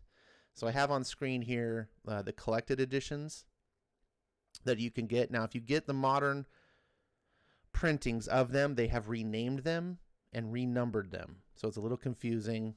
So I always like to point this out. If you bought them today, you would have volumes 1 through 4. They're all called Jupiter's Legacy. But originally, the present day stuff was Jupiter's Legacy. The past stuff was called Jupiter's Circle. And Jupiter's Circle featured the characters in their primes. That's, if you're on the screen here, the Jupiter's Legacy 1 and 2 are actually Jupiter's Circle 1 and 2. And these are the characters in their prime. Jupiter's Legacy 3 and 4 here is actually Jupiter's Legacy 1 and 2. And they take place with the children of these characters. So that's why you see on the TV show, Josh Duhamel's character, he's got white hair and everything, because in present day, he's an old man. So think of it like Superman, Wonder Woman, whatever, and they have kids, and like this is the legacy of their like kids, and it's modern day. And one of the concepts of the show is very much that. It's very much like how times have changed. Very much this idea that in the golden years, society had maybe more, I don't want to say necessarily more morality, but more social values that aren't held today. And it deals with that theme, like how kids today don't have the same values as their grandfathers did. And there's a lot of just a different attitude about the world. And it deals with that. And at first I thought it was going to be just edgy Mark Millar, excuses to be violent and edgy and stuff. And there is some violence for sure, and there is some edginess, but it's used it's not used, gratuitously. It's not just there for shock and awe and stuff. It actually has a real story to tell. And what I want to tell you, if anyone is interested in reading the books, if you haven't already, I would recommend reading them in the original print order, which would be Volume 3, which is Jupiter's Legacy 1, then Volumes 1, which is Jupiter's Circle, Volume 2, which is Jupiter's Circle 2, followed eventually by Volume 4, which is Jupiter's Legacy 2. Basically, the present day books bookend. So it's present day, then past, and then the final present day book. That's the way they were originally printed and the way the story is told. And I think it will play out better than this new ordering. That's my opinion. I know some people might be excited about these books. I say this because I really care about these books. This is the best thing I've ever read by Mark Millar. And you know, I'm kind of a Mark Millar fanboy, so I talk him up a lot. But yeah, like look at this guy. So here's Brainwave right here on issue 2, and the guy that they got to play him in the show looks exactly like this. Let's see. Skip. Now you are not super interested in the comic series or the show, but you did watch the trailer. I think it'd be interesting perspective to hear how that played for you. The special effects look really good inside of the trailer. Okay. Is that it? He's I not mean, that's wrong. the only I got a point there. I got a point. That's the only positive thing I have to say. It didn't interest me anymore in the show. Okay. If anything, it probably turned me off more to the idea of it. Interesting. Okay, that's fair. Yeah. I mean, When you talk about it, it interests me more than what I saw from the trailer. sure, fair enough. I don't know. When I watch this trailer, I see things from the show or from the comics, and I'm like, "Ooh, cool!" Mhm. And I hope it captures that. And then I see other things, and I'm like, I don't know if it's gonna go quite the same. Actually, I was reading through. I was just doing some like kill time reading. I just like went through some articles over at CBR, which normally I don't agree with most of the takes over at CBR, but I did see an interesting article. I don't know how long the season is going to be, but Jupiter's Legacy is not a very long run of comics. Like even if you include like Jupiter Circle and like the whole collection of issues, I think it's only like 24, 25 issues it comes out to. I think they're 5 issues each, so it'd be 20 5 issues. issues each. So okay, so yeah, so 20 issues. So I don't know how many episodes they're planning on doing in a season, or if they're planning to have multiple seasons. Wow. But Funny I think you it'd should be mention that, because funny. the new Jupiter's Legacy comics were actually supposed to come out in 2019 are finally coming out. Jupiter's Requiem. Oh, okay. Well, Now, and the one thing is with the whole Netflix deal with, Mark Miller, they bought his company Miller World, and his contractual agreements are to basically write content for Netflix to mine. So you bring up a really good point, but unlike other shows, like let's say use The Boys for example, that, Amazon's like, hey, we're going to do this book, and as long as Garth Ennis is interested in doing stuff, who knows? But Miller is actually part of Netflix. right. So he's actively writing stuff for them to make. So he could keep doing this. I don't know how much they're going to extend.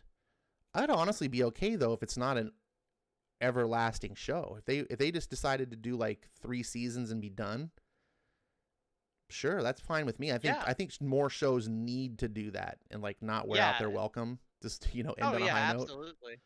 Well, my point was, okay, so right now, Jupiter's Legacy, as of right now, Jupiter's doesn't have a whole lot of comic books. So this article I was reading was bringing up the point that, because you don't have a ton of issues and there's so many characters and so many things going on, some folks may not get a chance to like get emotionally invested in the characters.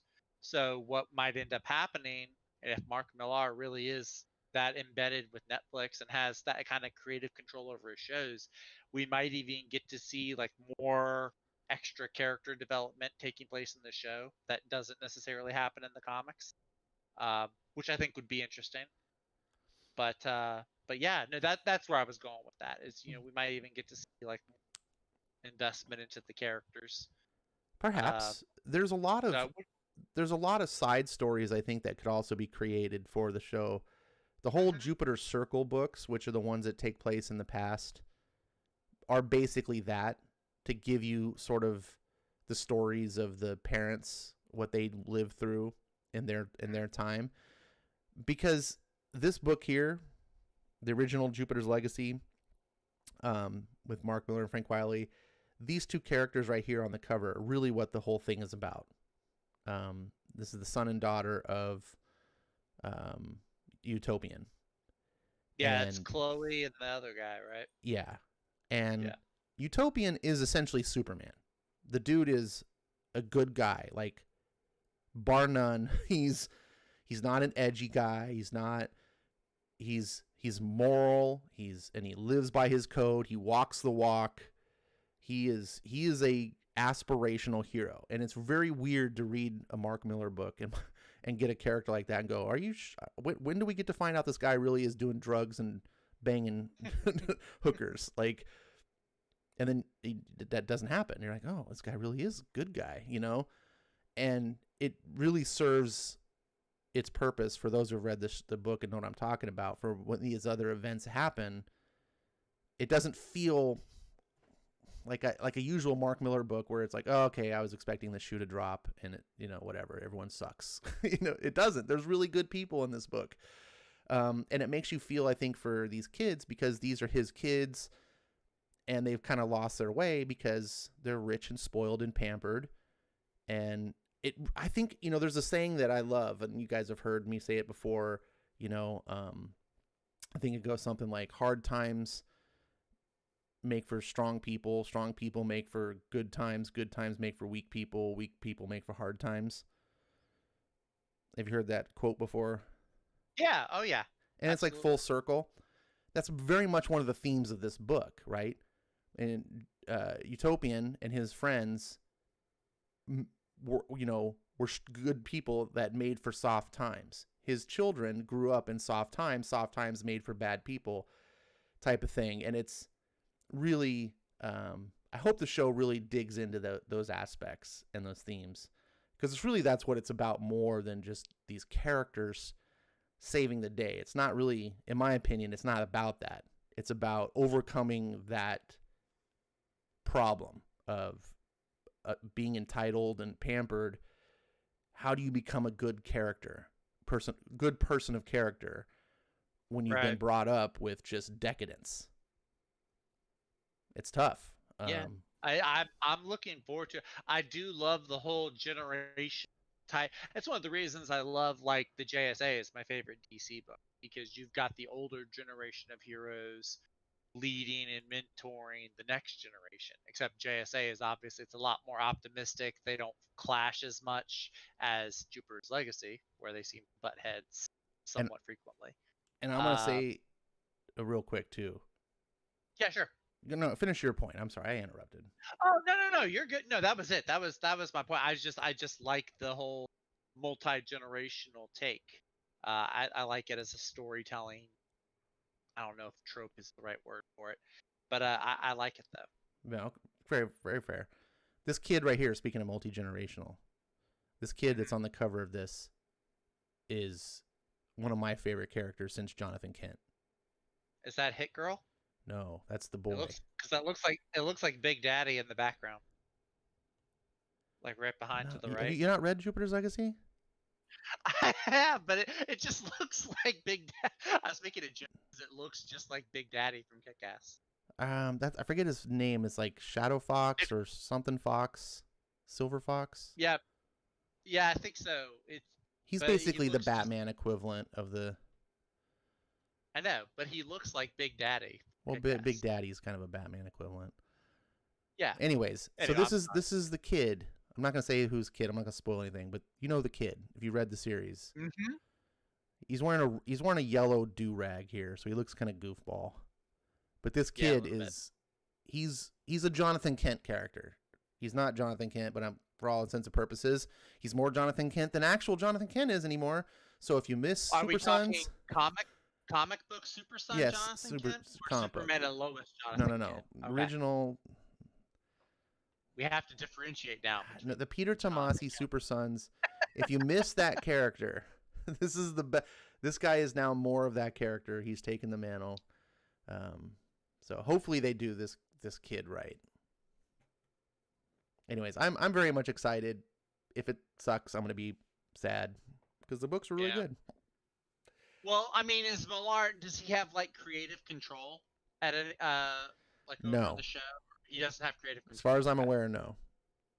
Okay. But I'll say if he has creative control, then I had no reason to doubt that he but would do what he wants. but the fact that he is still head of Miller World, even though Netflix owns it, tells me that Netflix is not out to pull a Disney and just be like, "Yep, Lucas, we don't need you anymore. Take a hike." I think Netflix is still very much like, "Please, like, we want you involved.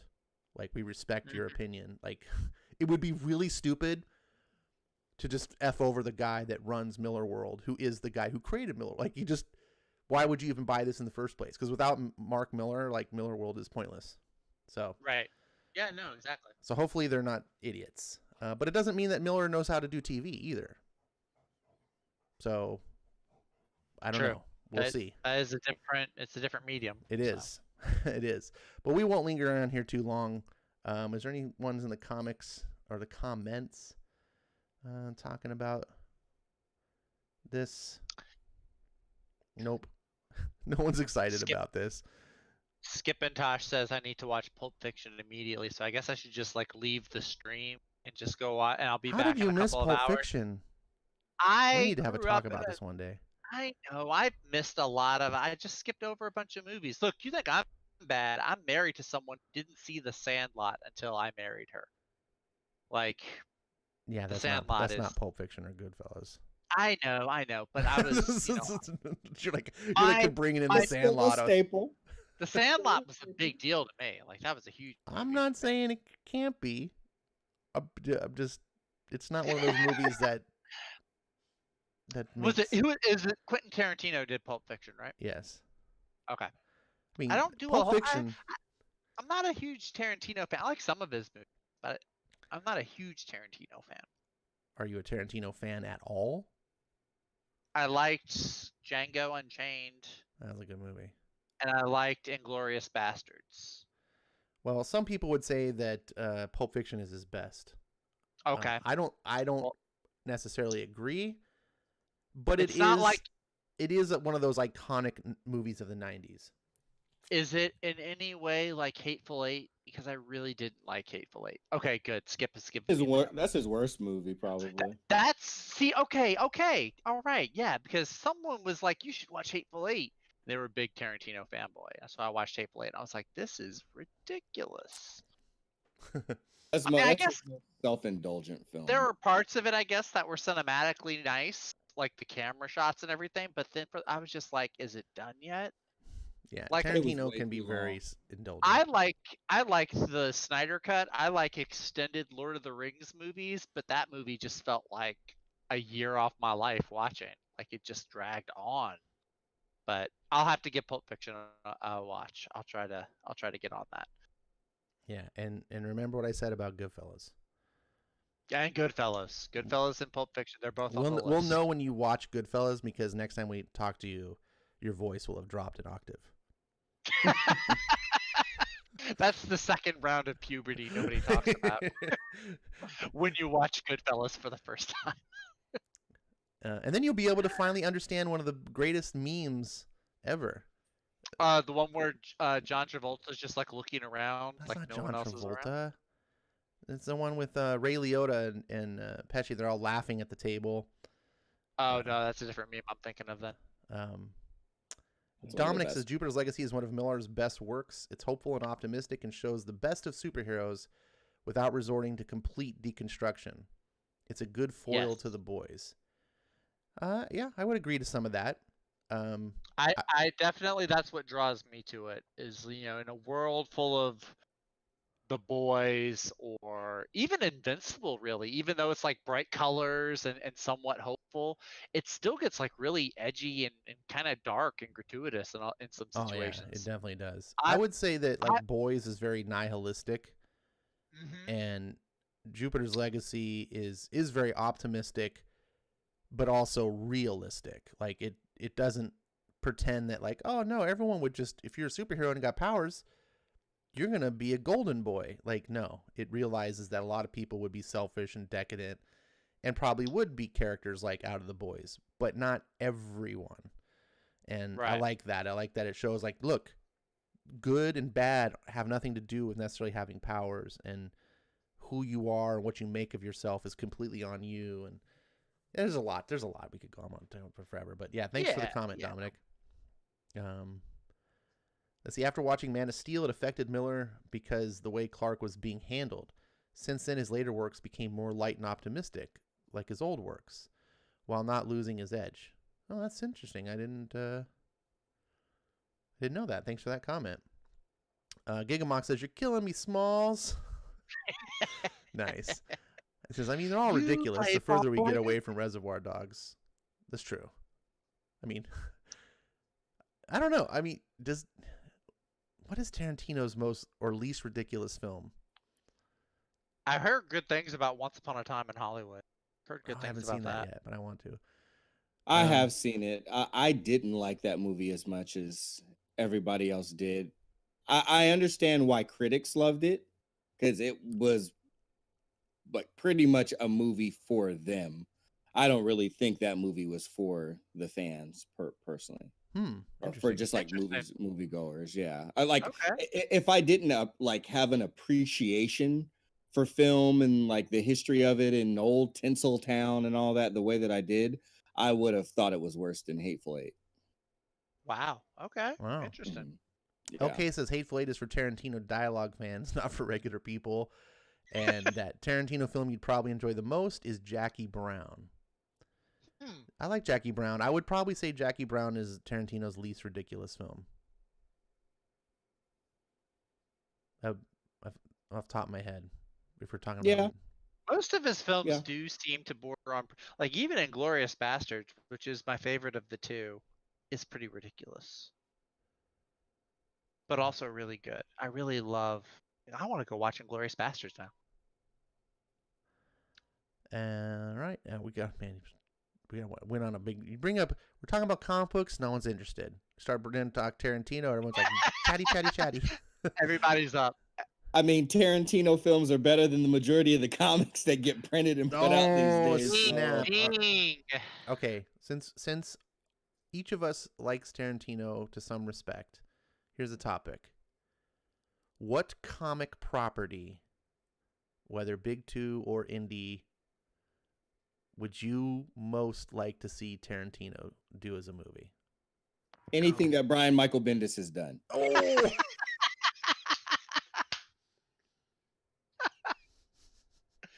Civil War 2. Civil War 2. Civil War 2. Oh my gosh. That would Oh. actually probably make it more entertaining.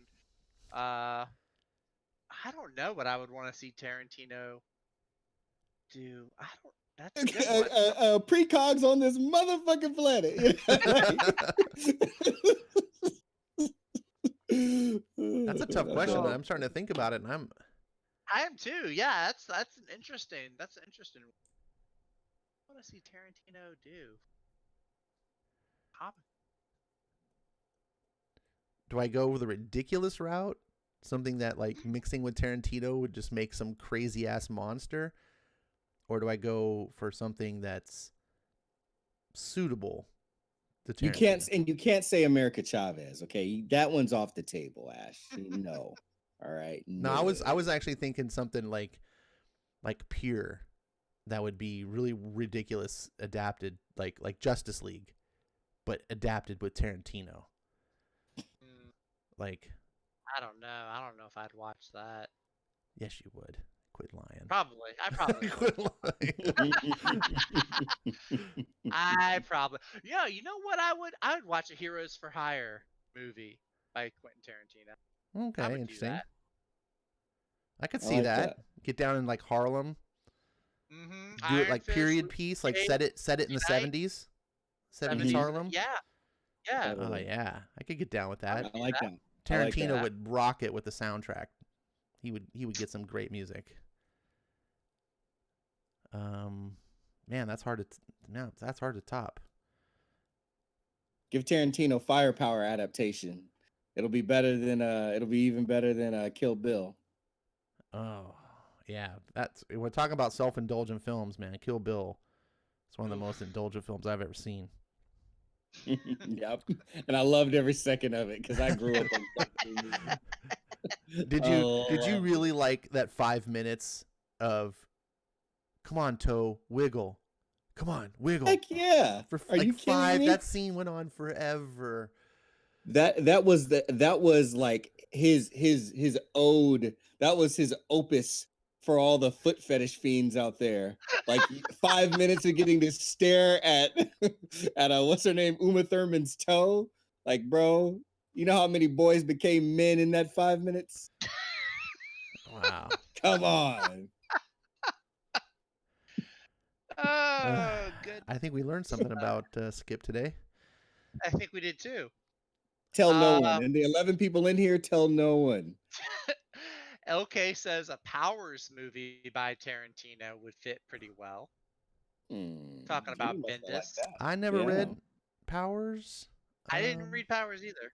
I did see a little bit of the TV show, which I found interesting. Wow. I would like to have watched more of that show. It's really hard to find.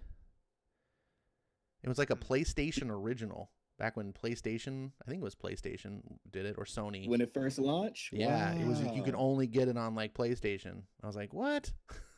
You bastards. Heck yeah.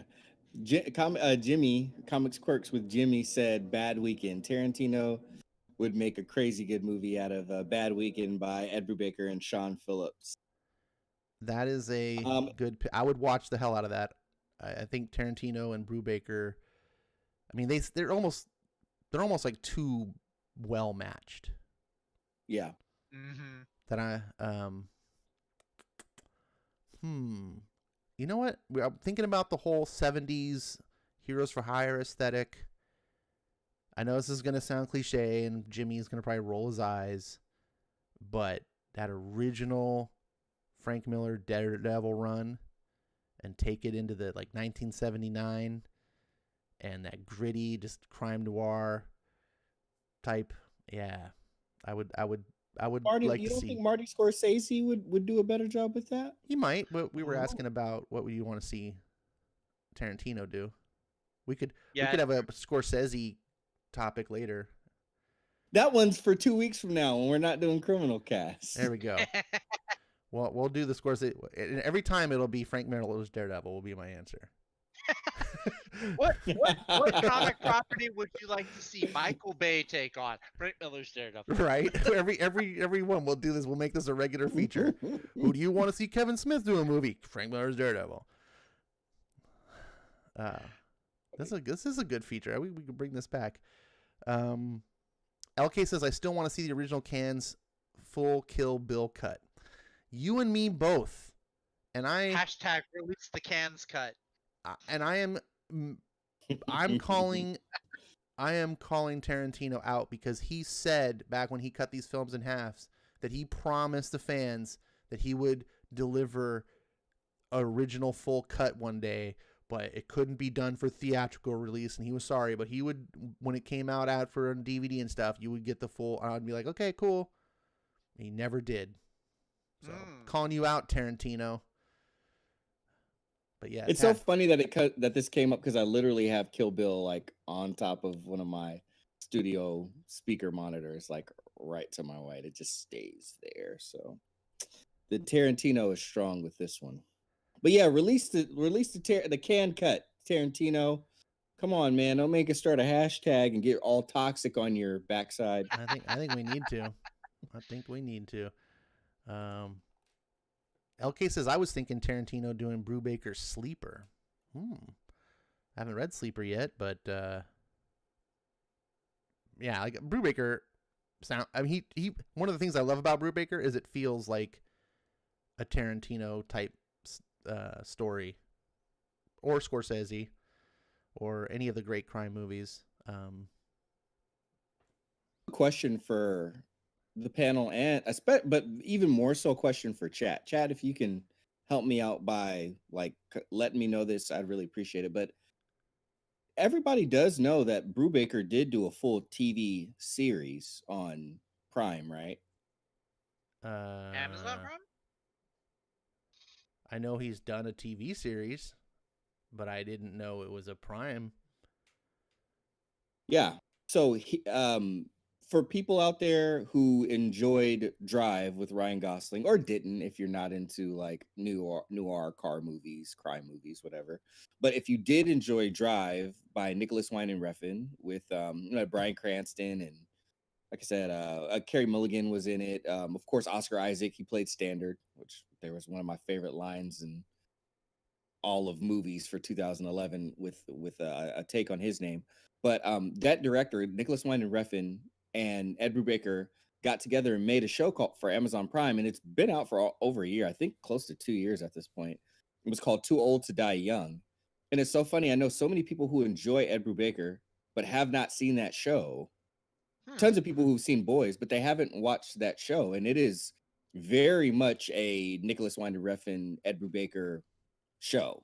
Like very, very, very Brubaker, very, very, very Nicholas Winding Refn. So, chat, have y'all seen Too Old to Die Young or even heard about it? Because it's crazy to me that there's a like, oh, if only we could adapt one of his things into, but like he has a show that he did. He did do episode 4 of the first season of Westworld, and it was one of the best episodes. He and the other Nolan brother, that's not Christopher, the one that I like more. I feel like his writing is better. But they wrote that episode together, and it was really good. But he and I think he helped write some of the other stuff too, like was in the writer's room. But yeah, Too Old to Die Young, Amazon Prime. Well, I am adding it to my watch list right now. Yeah, same. I did not know that this existed. This is the first I've ever heard of it, and let me read out the synopsis. This sounds really. In one tragic night, Los Angeles County Sheriff Deputy Martin Jones's life is blown apart, and he's forced into a deadly underground of cartel soldiers, Yakuza assassins, and mysterious vigilantes. Soon he finds himself lost in a surreal odyssey of mysticism and vengeance as his past sins close in on him. Yeah, that sounds really cool, actually. I'm gonna have to check this out. It is a thick elixir, I will say that. Nicholas Winding Refn is a very, I guess like most very specific, filmmakers, is very idiosyncratic, and he is quite self-indulgent too. If you've seen movies besides Drive, like what was the other one? Only God Forgives, and what was the other one? Neon Demon. Like, he does get very self-indulgent, and he's like Quentin Tarantino on Hateful Eight ×2, but the movies aren't as long. So like, if you're into what he does, like, all of his stuff looks good. Like his cinematographer, I forget, he used to work with Hoyte Oitema, I believe, who's now gone on to do tons of things. He was one of my favorite cinematographers at the time. But his stuff it's like digital candy. He says he makes like cinema porn, is what he said. So very graphic, very visually appealing. The show is very much that. So it's got that look. And then on the story side of things, it's like a mixture of like Fatale, Criminal, and Criminal. It's a mixture of criminal, a little bit of criminal mixed in. Nice. 2 scoops of Criminal, please. Thank Nice. you. But it's very much that. Now, I will say I did not complete the series. Most of the time I don't care so much about this, but I didn't have anybody to watch it with and discuss, and that's actually what kind of pulled me out of it more. I ended up not finishing the series. I think I got to episode 4, and I didn't get past that. But I will tell you this: that first episode period as a whole, like makes you like, it's deep, it's gritty, it's the Los Angeles underbelly, and then it goes into like character parts, and it's shady, it's shisty, like, and then it gets really weird and uncomfortable, and like all of those types of things. But the first 10 minutes of that show, I was like, oh my God, I wanted to lick the pavement that they shot that ground on. I know that sounds extreme. That's Skip for you. But I was just like, can I can you tie me off and can I shoot this into my veins, please? This is it. So at Is least this check out only one episode 1 if you season? can. Yeah, it was only one season. Yeah. It So was it's 10 episodes. yeah. Oh, they're okay, 10. long I thought it was episodes 9. too. Look at that. Like each Yeah, episode they're like like a an movie. hour and a half. Yeah. Mhm. Yeah. I would be totally down doing this as a watch party, like a regular. Okay. If anyone else was interested, at least one other person, like if we wanted to schedule a time, and just regularly just get through it, I would be totally down. Yeah. Now, I did say this is a thick elixir. So, I mean, like, this is like a medication that you have to take a pre-medication for. So, I would advise, like, at least watching one other Nicholas Winding Refn movie. Drive is the best. So, that'd probably be the best primer. But if you wanted to watch something that was a little more esoteric, I might watch Only God Forgives. And then go into, like, you have to, like, watch a Nicholas Winding Refn movie, read an issue of Criminal, and then like, okay, now I'm ready to introduce myself to their love child. But yeah, dude, I'm totally down. Well, I have been wanting to see Drive for some time. I just haven't ever gotten around to it. I didn't know anything about this filmmaker connections, but I love discovering new filmmakers. Did he really do Jodorowsky's Dune? This is that I was telling you to watch. I think, Skip, it was you. Yeah, it was me. Yeah. Okay. Well, we'll talk more about this maybe behind the scenes. I don't know if anyone else in the chat's interested, but Amazon does have the whole watch party thing if you have Amazon Prime, so you can watch stuff together and chat, and yeah, that's good times. I would love to discover something new. It's only 10 episodes, so it's not like a super long-term commitment. Yeah, that'd be And fun. I'll even watch Drive with you because that is my second favorite movie of all time. Really? So I will watch it with you. Yep. Okay. I've heard good things about it. Lost in Translation is my favorite movie of all time. Second favorite movie of all time is Drive. Wow, Lost in Translation is your first? Mhm. Wow. Oh, yeah. You heard it here first, folks. You heard it here first. All right, that's cool. I get to learn more about Skip all the time. I love finding out kind of what people's tastes are and trying to figure out what clicks for them. So those are little pieces to the puzzle. Question. I know I'm taking us way off topic. Have any of y'all seen Bronson? I haven't seen any of these movies. Oh my gosh, watch Bronson too. That one I'm gonna let you watch on your own. I'm right. not watching that one with you. But it was Tom Hardy. He played Bane. He played Venom, or Eddie Brock or whatever. So I was like, oh yeah. But like that, like it was funny. I just so happened to watch that crazy movie before I saw Tom Hardy in anything else. And oh no, I'm sorry. I saw Warrior first, and then Warrior made me want to watch more Tom Hardy stuff. Then I watched Bronson, and I was like, oh, this dude is it. And then they were like, oh, he's playing Bane, and I was like, oh yeah. All right, cool. Yeah, very, very, very excited now, knowing that there's connections here. Did he do this Valhalla Rising? This is another He did movie. Valhalla Rising. That was his first movie that was successful. That got him his next gig was Valhalla Rising. I remember seeing trailers for this, and this was like a bizarre Viking movie that I was like, whoa. All right.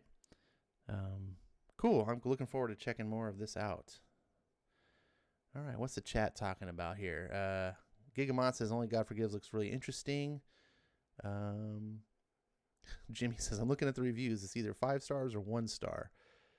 That sounds typical of filmmakers of this type who are kind of doing things against the norm, that have very strong styles and things. It's either people love it or they can't stand it. I think would you guys agree with that? Oh, completely. Mm-hmm. Yeah. And Nicholas Winding Refn is absolutely one of those. Like it's like, I'm gonna say something risque, just like his films. he like how dumb nuts. What's his name? Well, I'm sorry. Like I know Ash likes him, but to me he's dumb nuts. What's his name? He just sold a film to Netflix for $450 million. Ryan Johnson. Like how would he? Come on. Oh, I call him dumb nuts. Oh my gosh. I do not like, and I'm not even talking about like just the Star Wars movie. Like he, and this is the thing that he said. He made that statement, and I just was like, just didn't make movies for yourself. Put them on VHS, close the door, lock it, latch it, and just watch the damn movie by yourself if that's how you feel about movies and if you don't give a much of a damn about your audience. But he was like, I want to make you. We've all seen the quote. I want to make a movie that when people walk out, they either really, really love it or really, really hate it. I don't want anybody to be in the middle. Because like if they walk out and they're like, I really hated that, then like I feel like I did my job as a filmmaker. Like, well, I think he's a guy. I think he's a guy that doesn't know how to relate with the fandom. That's for sure. But I also think he's a guy that was put in a ridiculous situation by Disney and just was not prepared to handle. Has there been a filmmaker that's ever received more backlash than Ryan Johnson? I'm not sure. So all I know is that everyone loved his movies until Last Jedi. And then all of a sudden he became public enemy #1, and I just think it's. I didn't even know he did movies. Oh no, he did great movies. He did he was an indie filmmaker, and he was very much. I don't want to say stylistically like this filmmaker because I don't know, but in a term of kind of like he's kind of an indie darling, kind of a niche filmmaker. He did that movie Brick. Looper. Did you ever see? Or he did Brick, but then Looper was kind of one that put him on the map. The time traveling movie with Bruce Willis. Gordon-Levitt. Yeah. Bruce Willis. Yeah. Okay. And then of course his most recent movie was fantastic. I still haven't seen Knives Out. Still haven't seen Brilliant movie. And he did Star Wars, and a lot of people hated it. I'm not one of them. But yeah, okay, you can call him dumb nuts. He did some dumb nuts things. I hate I hate what you call it. What was that movie that you just what was it? The last movie that he did, and then they like bought it. What was Knives Out? Yeah, I hated that more than I like Star Wars infinitely more than I like Knives Out. What?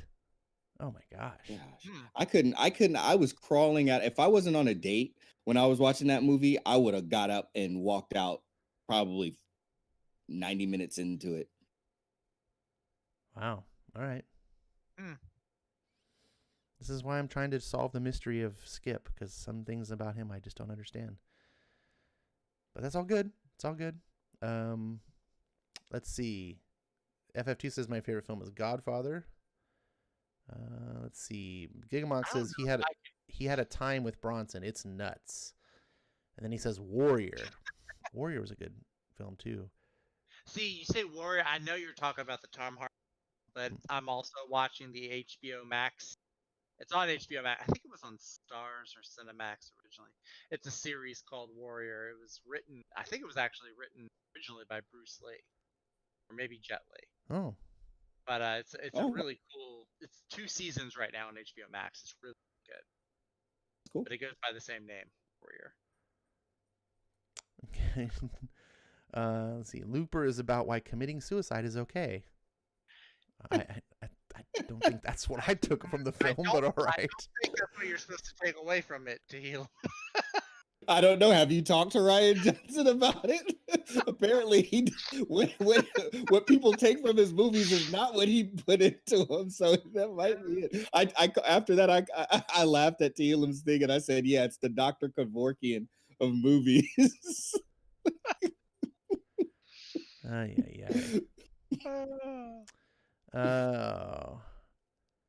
Most good movie lovers never heard of Brick and heard of Looper but never saw it. That's not true.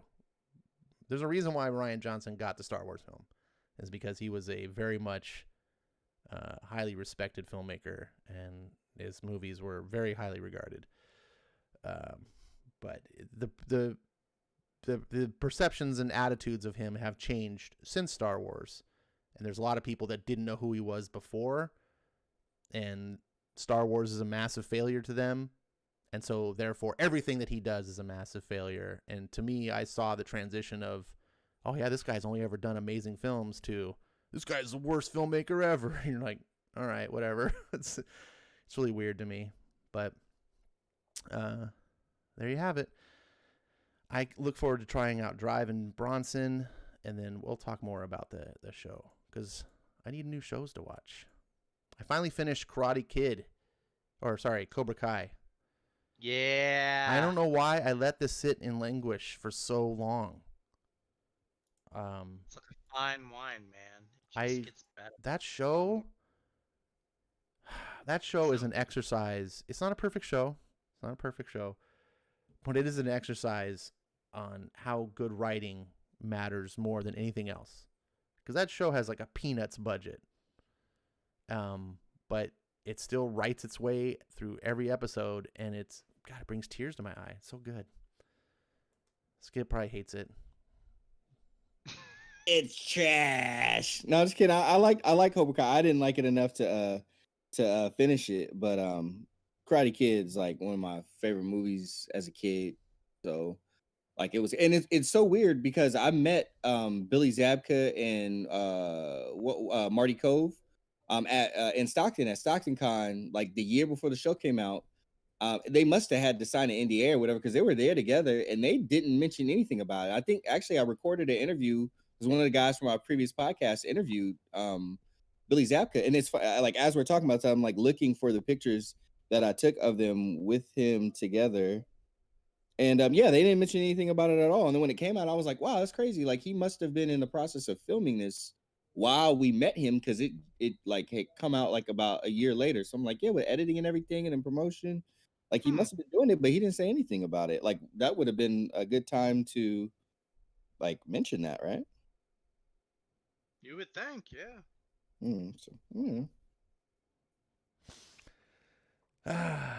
You should give it another chance. Where did you stop on Cobra Kai? I was well past, well, like without giving away spoilers, but I was well past when a well-known protagonist showed up and, you know, had a car dealership and all that stuff. And when they both began to train their prospective people that would go up against each other, that's about the place where I dropped off. Oh, so you didn't finish the first season? No, I didn't even finish the first season. Oh, man. Well, hopefully one day you might give it another chance and try it. I finished the first season, and then for whatever reason, I procrastinated and didn't pick up 2 and 3. And just recently, I started watching them again because I was like, why have I not watched the show? I loved the first season.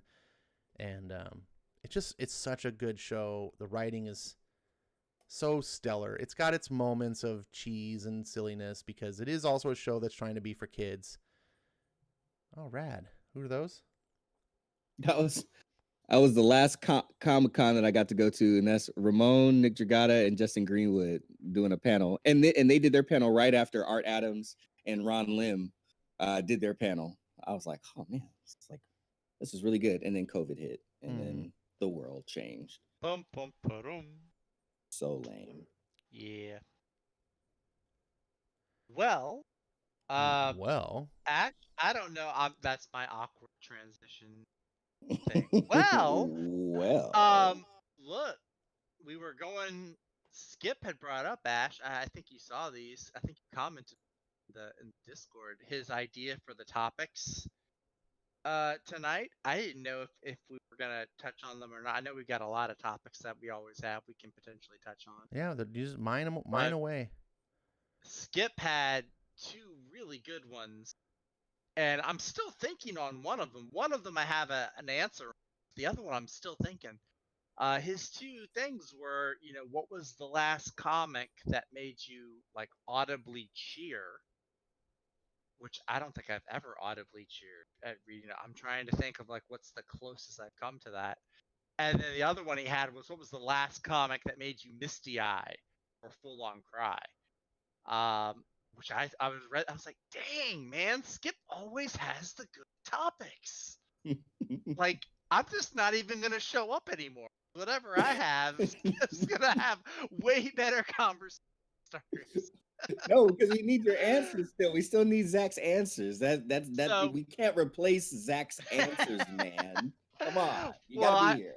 I gotcha. No, look, those are some really great ones. Obviously, because I was like, because especially I know we talk about the state of modern comics nowadays. Dang, when was the last time, I read a comic that affected me on that level?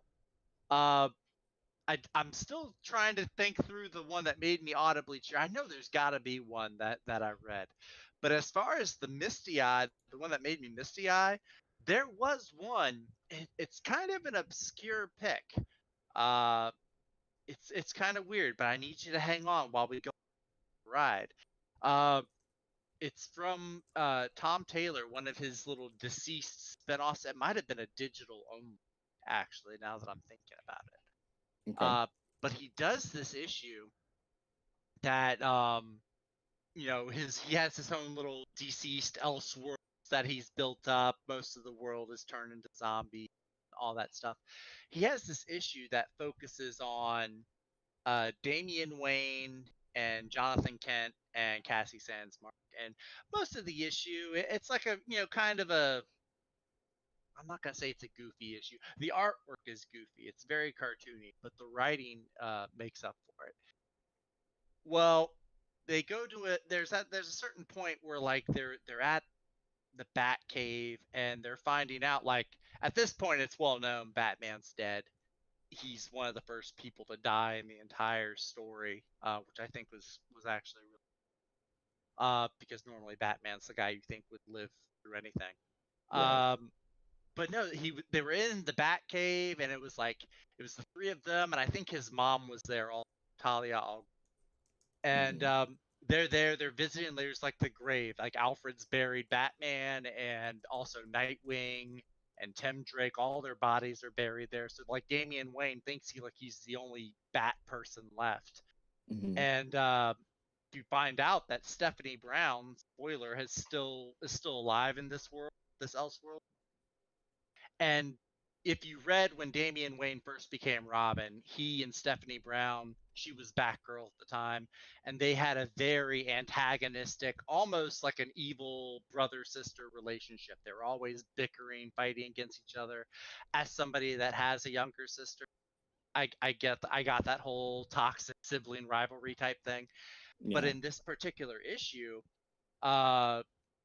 she like he like falls over, I think, at some point. I have to go find it, but it's like he gets like really weak and he doesn't want to show emotion because his mom's there and his mom is leader of the League of Assassins, very emotionless, and Damian's trying to like hold back tears, and Stephanie Brown just like holds him and like hides his face so that no one else can see that he's crying because his dad is dead and Nightwing's dead, all these other people that he's been close to is dead.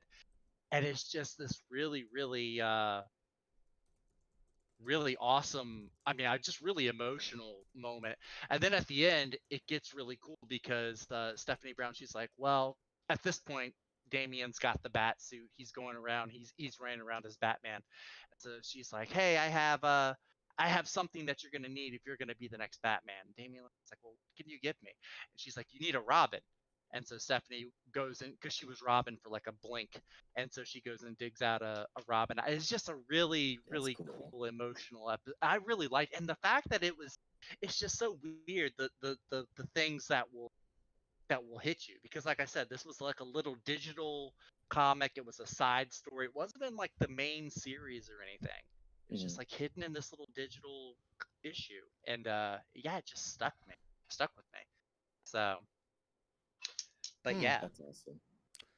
So that was the one that like made you misty-eyed. that was the one that made me misty-eyed. Yeah, that one hit a chord.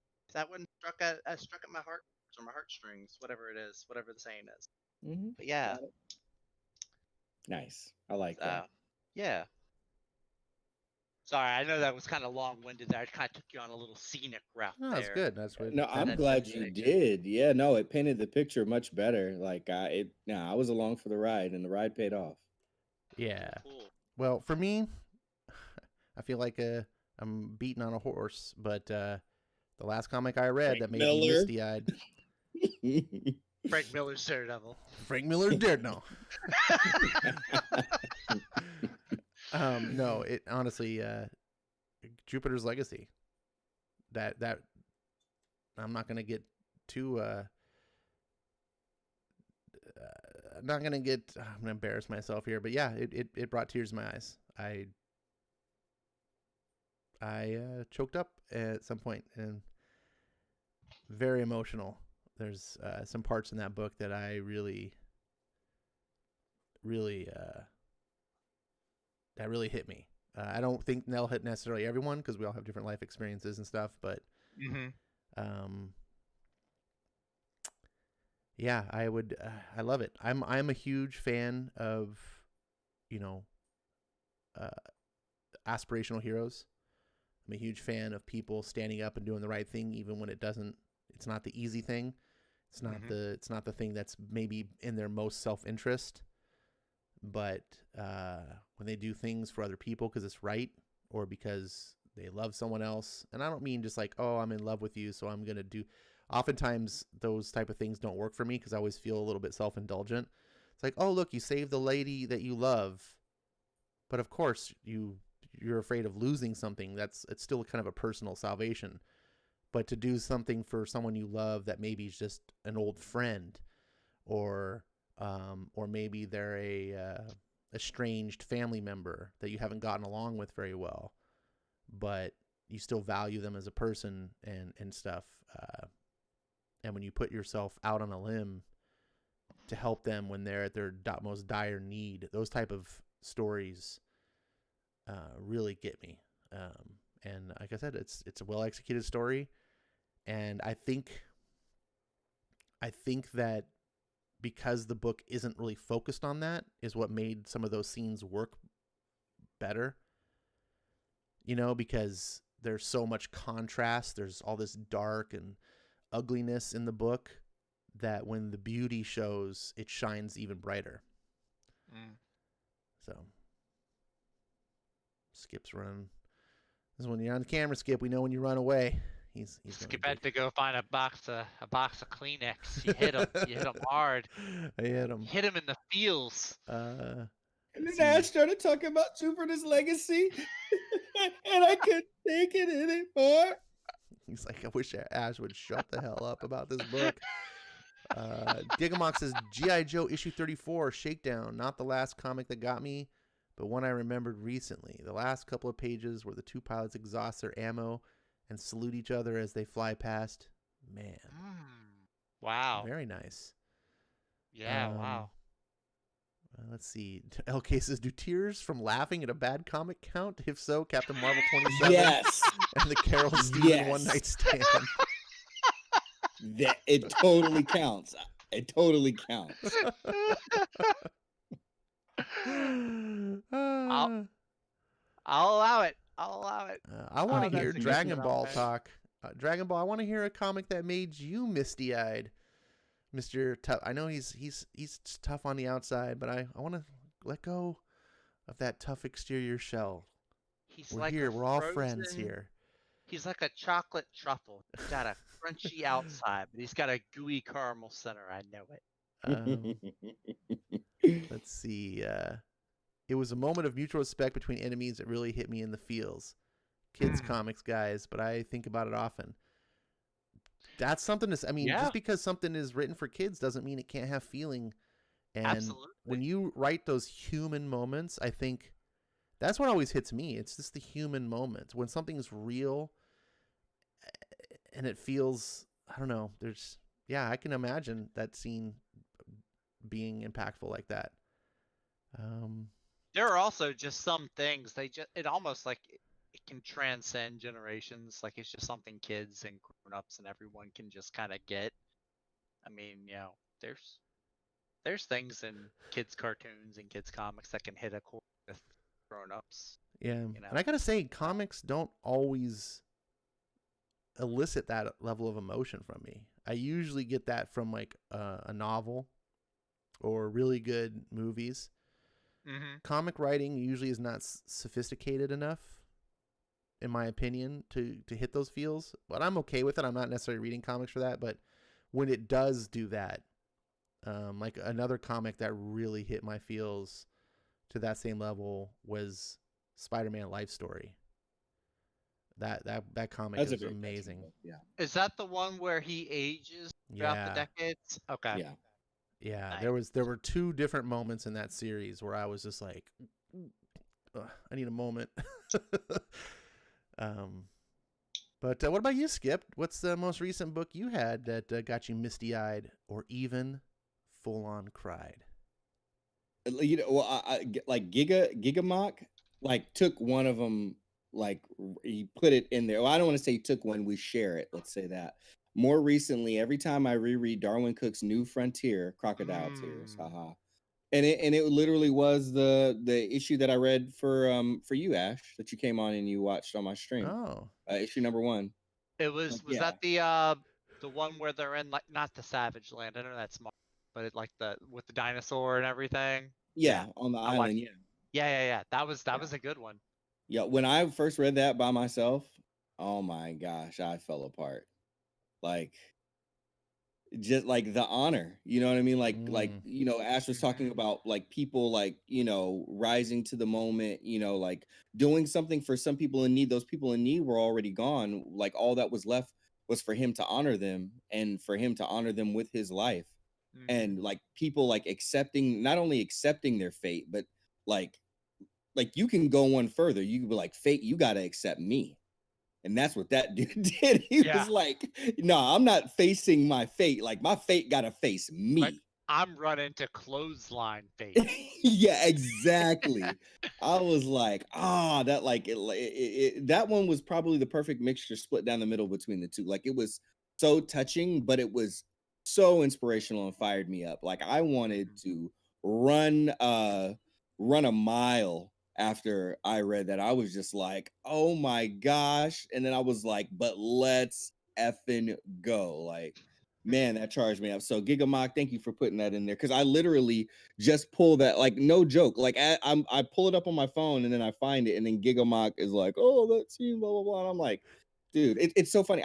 I went and dropped off because I was talking to my grandma used to read comics, and she's up here right now. huh. So I walked like over to wow. my parents' house, and I like we watched this YouTube video about the Martini edition of gosh, how am I forgetting it now? Of Parker. And I was talking to my grandma about it. She was talking about how she used to read like Doc Savage and like Savage Sword of Conan and all that stuff. Yeah, so I took her like Skip's got like the raddest grandma ever. Of course he does. Of course. How else do you surpass us, Skip? In I literally have something I can say right now, but I can't say it. I'm like, well, oh gosh, I want to say things I can't say, but I'd surpass no one. I'm no better than anyone at all here, but you know, but I do appreciate, you know, the I mean, I got Ash and Zach to come on every Wednesday, and you know, I come and talk comics with, like, you know, gosh, I feel like a king every week, at least every Wednesday. You know, I get to be king for the night. So, but anyhow, so I took her the Parker book, like the mini one that I have, and she like, I just thought, like, my grandma can't even see. She's like legally blind in one eye. I went back the next day and she was like, baby, I read your book. It was really good. I liked it. I'm like, oh my God, grandma, I forgot you're in a book club. Like you got one eye and you're in a book club, and you're like, yeah, drank that whole thing down like in one night. So I was showing her the Parker book. But anyway, that's the Darwin Cook thing. Darwin Cook just continues to be like one of my favorite creators. And I just ordered his line of the Spirit, you know, like, so I can read Superman that I'm probably going to like, and then the Spirit that I'm probably going to like. But let me get all that out.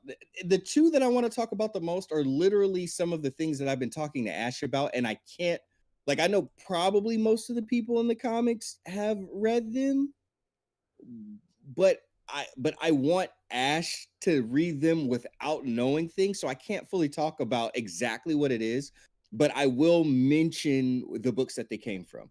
One is from Blackest Night.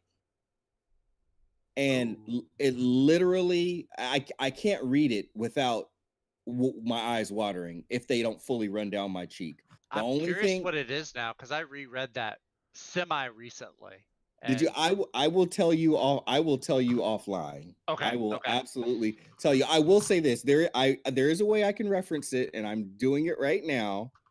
And Ash won't know what this means because he hasn't read it. So but for all the people out there, I can step away for a moment. I do got to use a little no, no, word no, though. no, no, no, no, no, no, no. Okay. Go ahead. Tell me when you're gone.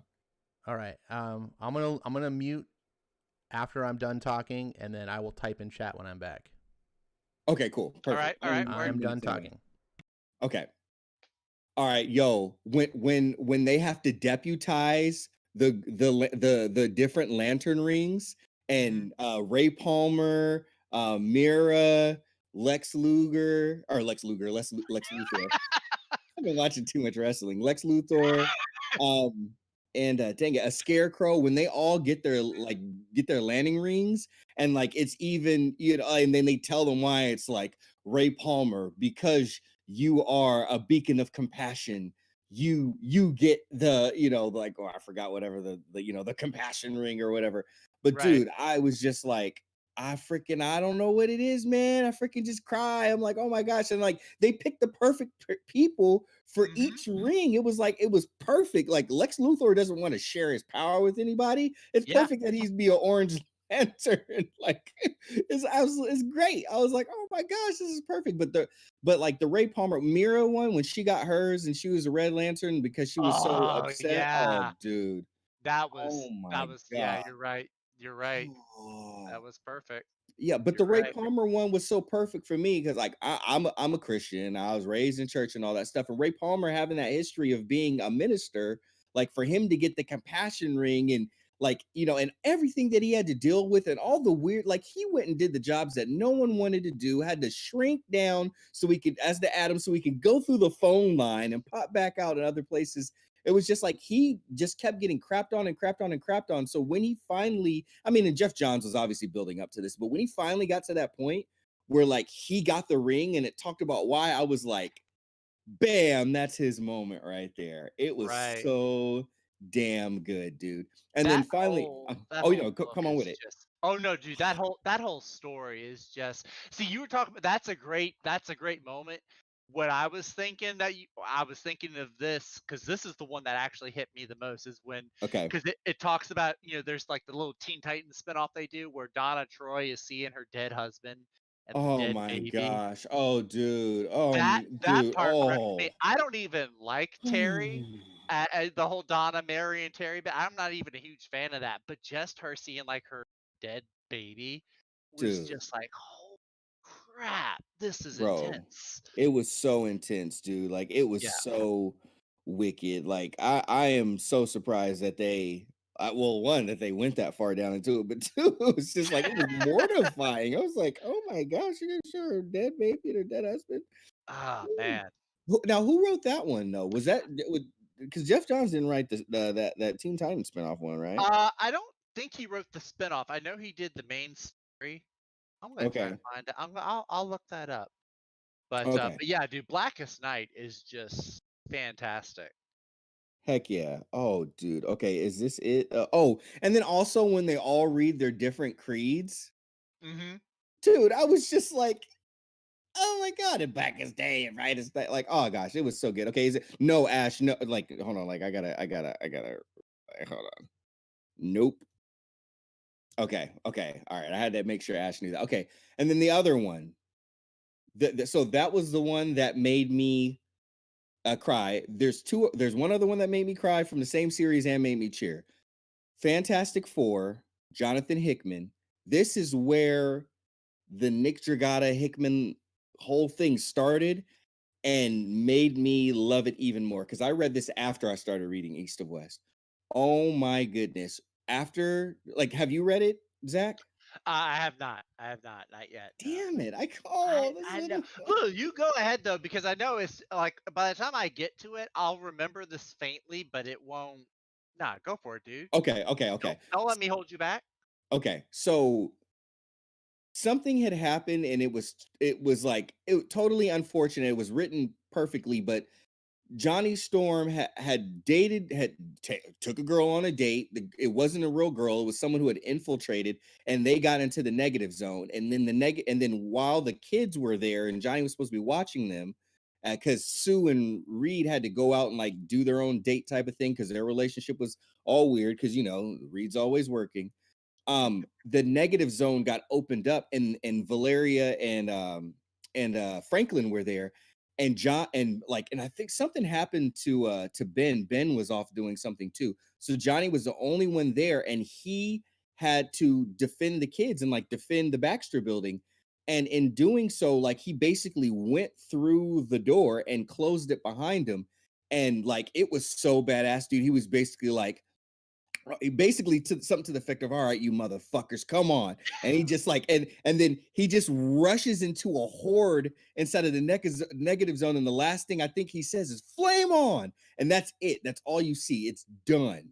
Like, Okay. and then Okay. and then like it's crazy. In another, like, the issue after, like, Reed is there and he knows, and he kind of like opens up the negative zone, and I forgot it was a nihilist, and he was there, and he was telling, he got the ultimate nullifier, and he was Mhm. like, basically, where's my brother, you motherfucker? You better fucking bring him back. I'll destroy all you bastards. And then Annihilus is just up there smiling, laughing at him and talking shit, and then he shows him Johnny's number 4 ripped off of Ooh. his uniform, and Reed just like stops talking and just turns away and just closes the negative zone. He just doesn't say anything else. So anyway, there's some issues later that like basically when the shit's really falling apart, like in like the last act of the movie or whatever, freaking Johnny wasn't dead. He went in there and was kicking ass, and he was a prisoner, but he ended up meeting all these people that later kind of semi played a role in X-Men, came Mhm. back out, and like he was messing everybody up, and they didn't know that he was alive. So he like, as every I mean, like, the Avengers are there, like stuff's just falling apart, and he starts tearing stuff up, and they're just like, is his help coming from? And he burns a 4, and of course circles it in the sky, and everybody just looks up, and they're just like, oh shit, Johnny's not dead, he's alive. And he just burned a fucking 4 in the sky. I was like, Dang. let's See, okay. See, I remember I didn't read that book, but I knew because that was when everyone thought that the Human Torch was dead. I do remember that happening. Because that's when I think Spider-Man joined up with them. yeah, And I yeah, remember exactly, dude, there was a exactly. panel, even though I wasn't reading Fantastic Four, there was a panel where it's like Franklin Richards, he's hanging out on like a balcony or something. He's real bummed because Johnny Dude, yeah, with and Spidey, yeah, Spider-Man's like they're like giving in him a like a web. pep talk. Dude, Dude, dude, that just that did you hit me. read that part? Dude, it was so, and that's why like Ash hasn't read that part yet, and like he doesn't get the whole like, what's the big deal with Spider-Man going to Franklin's birthday. But dude, he literally was like, had to like level him. He was like, yeah, like, my uncle died too, like, I know how it feels. And I was like, Yeah. we Dang, got Uncle yeah. Ben and Johnny in common. I was like, Hickman, you son of a You like. motherfucker, you darn you. Exactly, dude. I was like, okay, so the last part that got me really amped up, oh gosh, I've been banned from my own show. Oh, that's what you Learning to get love for not it. reading these stories, Ash. That's what you get. Exactly. All right. So this last one, you might even want to cover your ears, Zach, because this happens at the end, and I don't think there's going to be a way that you What is forget this this? part. Are we still on Hickman's Fantastic Four? Yep, yep. And this Okay, is the last one I'm going to share. let me go ahead. Let me turn you down a little bit here. Just like Okay. wave your hands like you're bringing in an airplane to land when you're done.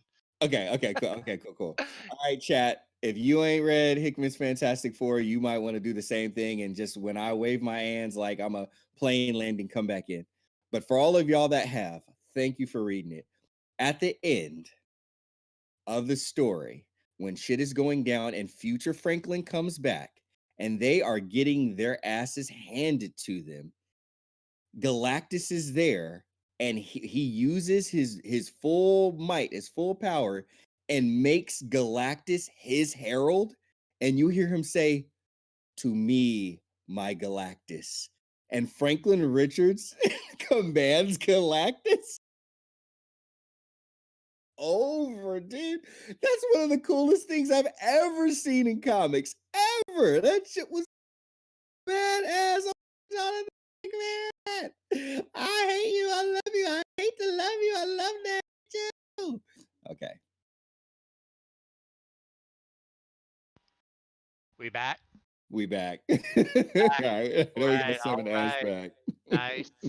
I was thinking while I was watching your mouth going and everything. I was like, what are you talking about? I did think of one though for a panel or something in a comic, a moment that made me not audibly cheer. I didn't like put down the book and just like yell at the top of my lungs, but I wanted to.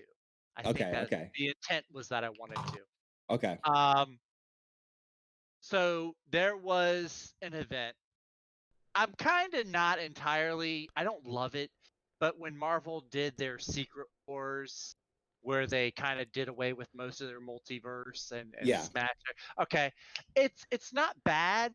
I preferred the original one better, but there were some really cool scenes. There was a lot of build up to this scene. At this point, Doctor Doom's made his whole little battle world thing. Everything has different realms. There's only a few characters that remember the Marvel universe as it was. There's like Peter Parker, Mr. Fantastic, Jane Foster, Thor, Star-Lord was one of the guys that made it through, survived, right? Yeah. And so it's like the final issue, or maybe it's the second to final issue, and all the chickens are coming home. They're doing the big climactic battle stuff. All this, Doctor Doom's plans are falling apart. Star-Lord is fighting against, I forget her name. She was, I think, the Black Swan. She was like it was the Black Swan character. Black that Swan got started back in the Avengers and New Avengers. Back in the New Avengers, right?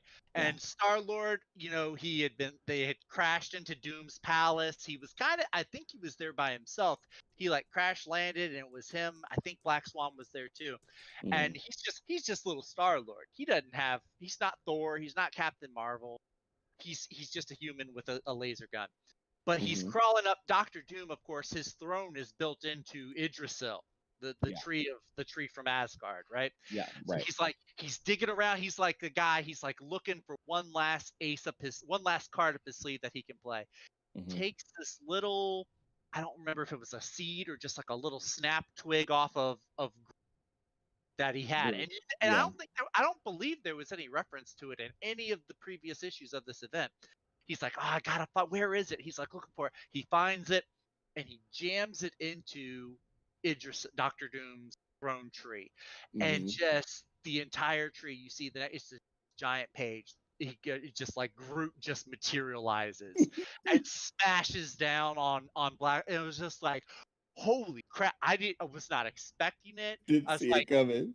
Groot is nowhere to be seen. I mean, Guardians of the Galaxy is like nowhere to be seen in this one, but just having Groot just come out of nowhere, and he's the freaking tree of life from Asgard. It's just like, holy, like that was perfect. And I think that was Hickman that wrote that too, actually. Yes, it was Hickman wrote that too. And what's funny is, so if you go back and you finish that Fantastic Four run, you will get so much more than you already got out of Hickman's Secret Wars, because it all actually starts in his Fantastic. Well, it doesn't even. Well, no, it does start there, because I think he did the other stuff. But here's what's funny: even that whole scene in the Tree of Life thing, even that got, oddly enough, seeded and planted in Hickman's Ultimate Thor run. Did you ever read Hickman's Ultimate Thor?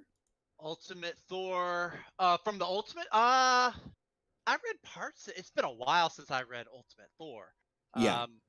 I can remember stuff from the Ultimates more than that, but I'll have to go back and reread that. Dude, it's a short read, super smooth. But he even seeded that part back in there, and then brought it back, since there was the collapse and the culmination of the Ultimate Universe, and I mean all the other ones, but they really, obviously, like, they really wanted to wrap up the Ultimate Universe, and then they were supposed to reboot, but they didn't do a full-on reboot. But dude, even in that Thor, he had seeded that way back then in that book, so he even brought that all the way full circle. He had finished that before he finished the Fantastic Four run. Like, it's funny, you hear Donny Cates and people talking about like, oh, all Donny Cates stuff is connected. Like, Hickman has same thing. All of his books from that very first that Nick Fury book, all of that stuff is tied in and connected all the way through.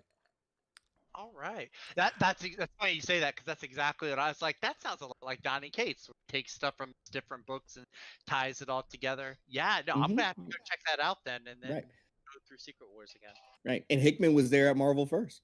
Mm-hmm. Right on. Right on. Yeah. Ash, Yes. how were those spoilers? Did you love them? Didn't hear him. Well, I heard a little bit of other boy Zach spoilers. I didn't know he was spoiling stuff, but Other boy Zach, not your Other boy boy. Zach, but other boy. Other boy, Zach. Other boy, yeah. That's so funny. so I tried to tune out and just read stuff because I can't pay attention if I'm reading something, even if I'm hearing it. It tends to not notice. But Right on. yeah, right on. All right, so we talked about comics that make you misty-eyed. Is that what the topic we were doing? Yeah, That I is, also and then we also covered. went into yeah, we went into comics that made us cheer too. Oh, no wonder it was so long. Yeah. So now you can do yours. Yeah, now you have the floor, sir. Man, you guys took so long. I need another refill. Literally, that's what I did. I got a refill. By the time, now I'm needing another one. All right, so spoilers. Jupiter's Legacy, first volume. There's a scene. This is like got me to cheer, and I'm just gonna show you a couple pages. That's it. So it's not like any major plot spoilers or anything.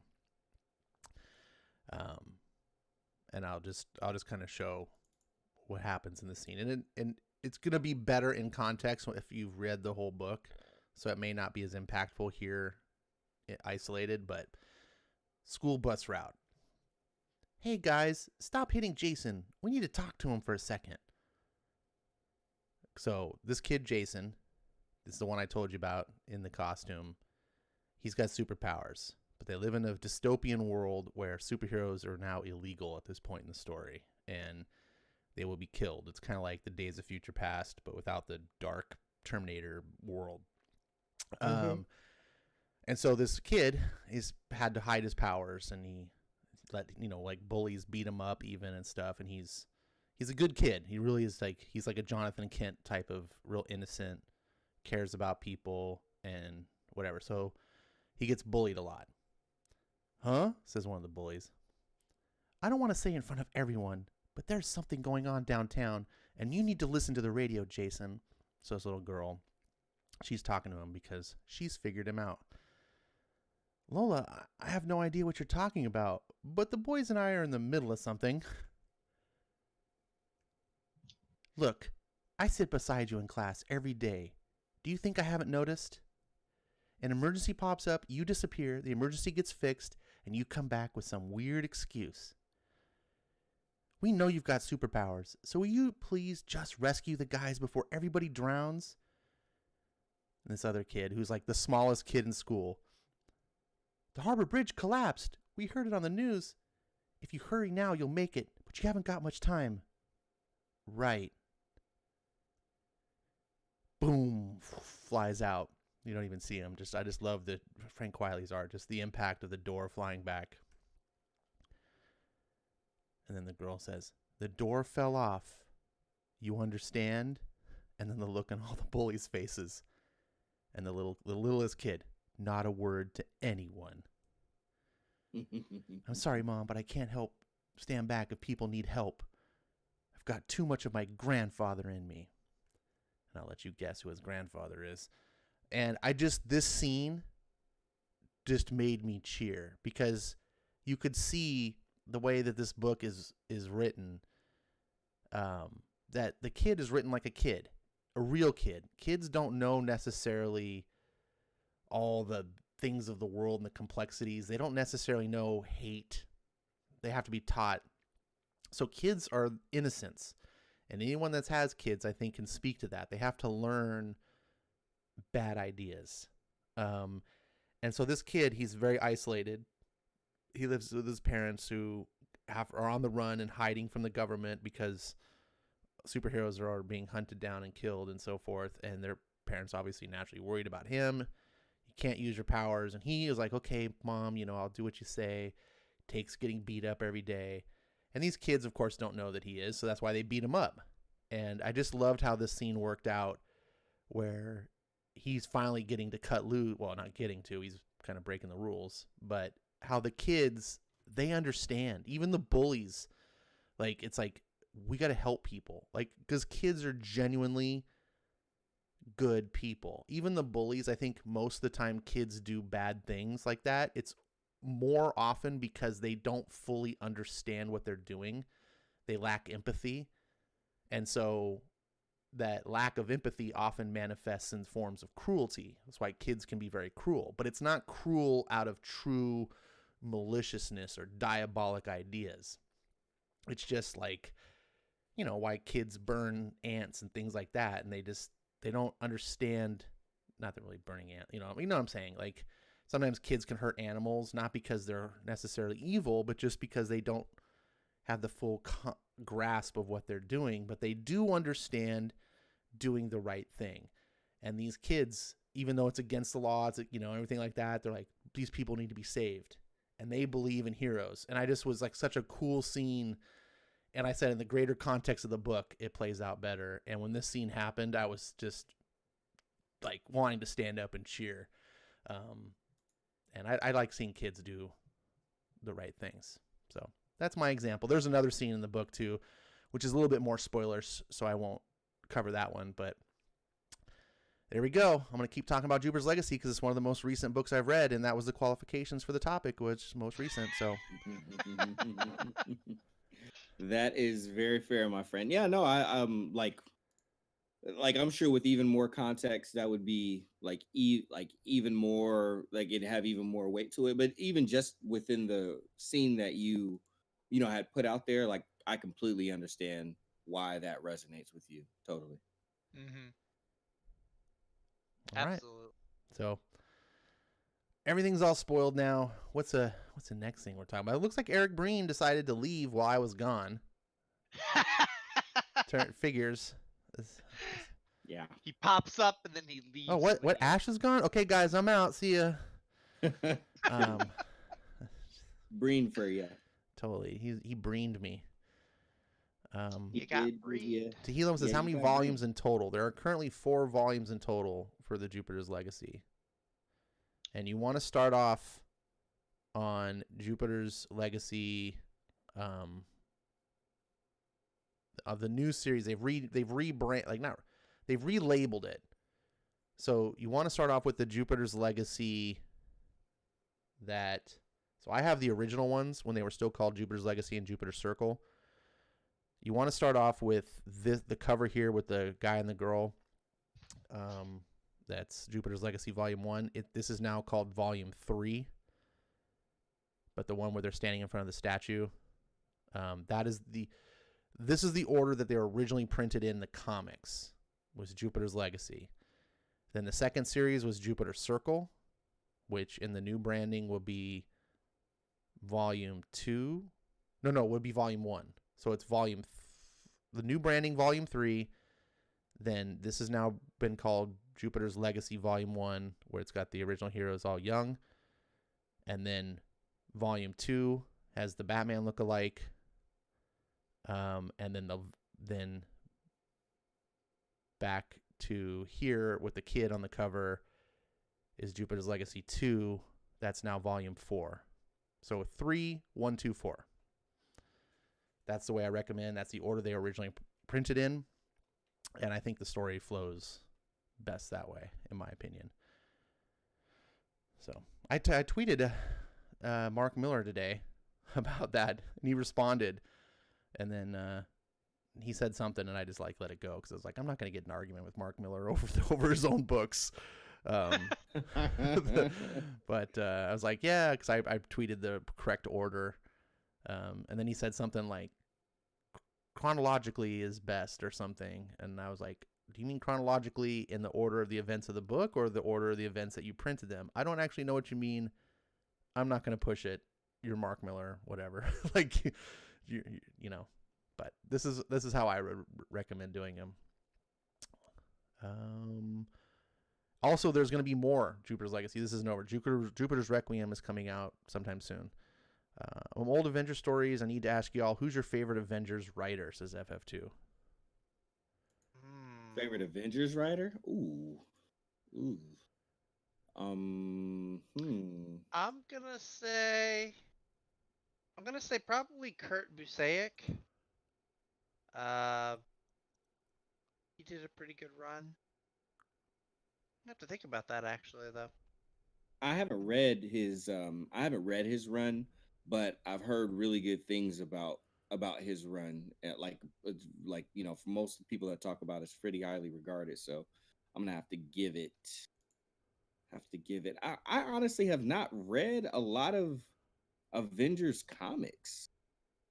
Damn, yeah, that'd be really hard for me to say. I think the only run that I've ever completed or even gotten, I did complete it, but even out other ones I haven't even gotten close to completing. Probably, if we're talking mainline Avengers, not like Dark Avengers or Secret Avengers or any of those. It was Hickman's, and I don't think I liked the story, but I definitely don't think that it was the best characterization of the characters and whatnot. So yeah, well, there were 30 Avengers on the team too at that time. Yeah, yeah, freaking everyone was an event. They took some of the and put them on the team. They were scrounging up everybody to be in their roster. But I did read Hickman's. This is an Avengers world. Yes, it was an Avengers world. It was good though for it's Hickman. We were talking about him a little while ago. He did do good with. I did like it, but like you said, it was a ton of characters going on there. Yeah. But yeah. What do you think, Ash? I'm like you. I haven't read a ton of Avengers stuff. I'm gonna be true to you guys. Even though I was a big Marvel guy growing up, Avengers was always dumb to me. I just never liked the idea of the Avengers. Now, I read the individual books. Like, I was a big Thor fan. I bought Iron Man. Sure. And I liked those. But I just thought the idea of putting them all together never worked for me. So I was like, whatever, And I had my X-Men, and I was fine. So, and when I read X-Men versus the Avengers back in the day, that was a great book. I had fun that they existed, I guess, but they just never found interesting. Now, fast forward to the MCU Avengers movie. I remember walking into that movie going, oh my God, I don't know how this is going to work. I had so much prejudice, even though the movies leading up to it were pretty good. I was like, this is where it all falls apart. And I came out of that theater going, holy shit, that was amazing. So it kind of helped my brain transform into like saying, okay, I can see this whole concept in a different light. Now I want to kind of explore the Avengers, but I'm still haven't really dived deeply. I have anticipated going into the Hickman Avengers run, but that kind of got derailed when his X-Men stuff completely turned me off. So I do have the entire Fantastic Four collection now digitally. I've picked it all up. So as soon as I have a break in my reading schedule, I'm going to start deep diving into that. And if it wows me like I expect it to, then I expect I'll go and continue on. Because I do like the aspects that you said that I like about Cates, that he has his own continuity, and I want to see that. It just, X-Men left a really bad taste in my mouth, so it was... I would say don't let X-Men kind of turn you off, because his Fantastic Four and his Avengers be a lot more similar in how they're written. I still haven't gotten to. I'm trying to find a hardcover of House and Powers of X. Yeah, logically, I agree. Like, I know what you're saying is true, but it's kind of like if you go to a restaurant and get food poisoning. Yeah, right. Even if you've eaten at that restaurant like 100 times and you've loved it, you just get that feeling like, I don't want to go back. I just know I need to experience the greatness again. Like I said, like if I read Fantastic Four and I'm just like, oh my God, this is so great, then I'll forget all about it. But right now, Yeah, the last yeah. taste that's in my mouth is X-Men. And so I gotcha. my subconscious is kind of overweighing me when I know, my logically I know I shouldn't, but it is. I hear you. I hear you. So I think I don't really have, like, I would say Kurt Busiek is my favorite writer who writes the Avengers, but I haven't really. I wrote that he's the one I want to dive in. He's the one I look forward to the most. So, I'm sorry that's not a good answer. I wish I was a big Avengers guy who could tell you. Too bad Eric Green's not here because he Eric could. Breen probably. Yeah, Breen probably has a bunch of. Jimmy says if I don't finish Hickman's Fantastic Four, I don't love comics.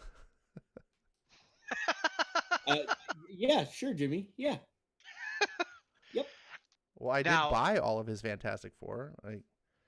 I will say, although I did like, Kurt Busiek's Avengers is probably the best one, the best writer I think on it. I did kind of also like some of Bendis's runs on Avengers. Not all of them, but some of them I thought were pretty good. That's just me. But, whatever that says about my taste, so be it. But I did like some of them. Okay. Well, we answered that like pros. I know, right?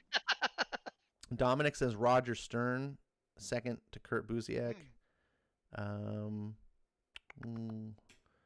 Right. I think we got that. I'm not seeing any other answers. So, FF2, you have to come back to us when you've read more Avengers storylines, and you come back and tell us who's the best. Yeah. I like Kurt Busiek's. I liked a lot just because the lineup he had, and also he had I think he was the one. Yeah, I'm pretty sure he was, because that when his run was when what was it? George Perez was doing the art, so. Yeah.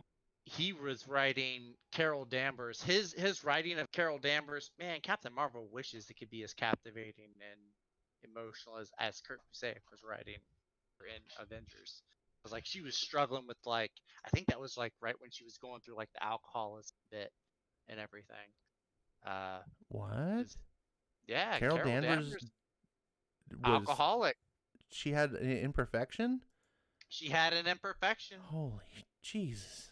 And I thought her being her slugging it out with Iron Man, I thought that was development, but apparently she and Tony had beef even back then. So I was like, okay, well maybe this is just them continuing that. But yeah, no, I'm sticking with Kurt Busiek. He did good with the Avengers. He blocked me on Twitter when I was on Twitter, but credit where it's due. He did good with the Avengers. All right, very good. Tina says, unless you read Bendis X-Men, when he bends over, Iceman turns him gay. Yay. That's okay. Moving on. Roy Thomas is another good Avengers writer, along with Jim Shooter and David Michelini. Yeah, Roy Thomas. Thomas is good. Old classics. Let's get on to something new here. All new, all different. All new, topics. All different. There's another skip topic. Creators versus characters. And we'll wrap up the evening with this one. It's been a long cast, but we'll have a good topic. You guys put in your answers in the chat, and I'm going to let Skip lead off since this is something he had thought about, and I'm curious to hear what he has to say. Creators versus characters. Yeah. For me, less in life as a whole. I'm learning to be very judicious with the things that I grow attachments to, as well as the people.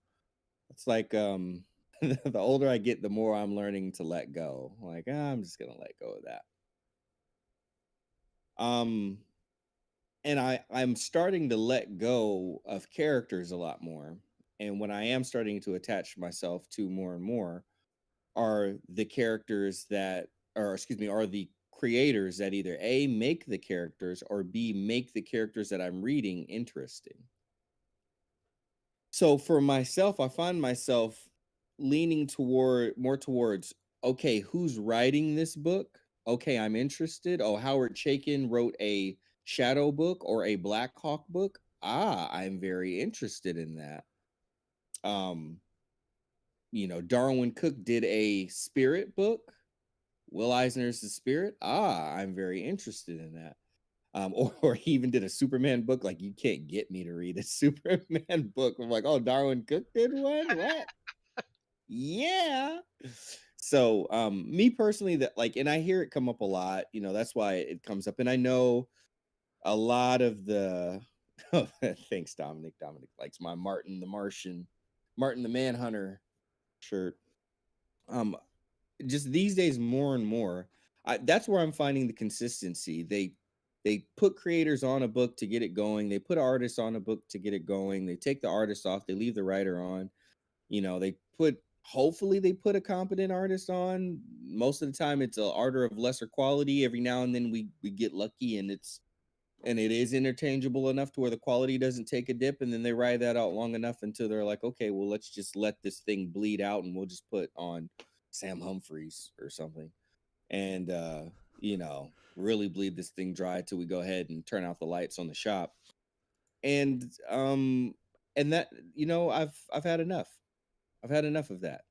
I'm not gonna stay attached to characters just to let the big two take me for a ride that they benefit from, and I only do for maybe 6 to 8 issues, 12 if I'm lucky. If I get a year's worth of solid content out of the team, then that's a godsend. So these days, more and more, I start to lean towards creators. Who's all like what like a good creative team can get me to read a book or a character that I never even gave a damn about before.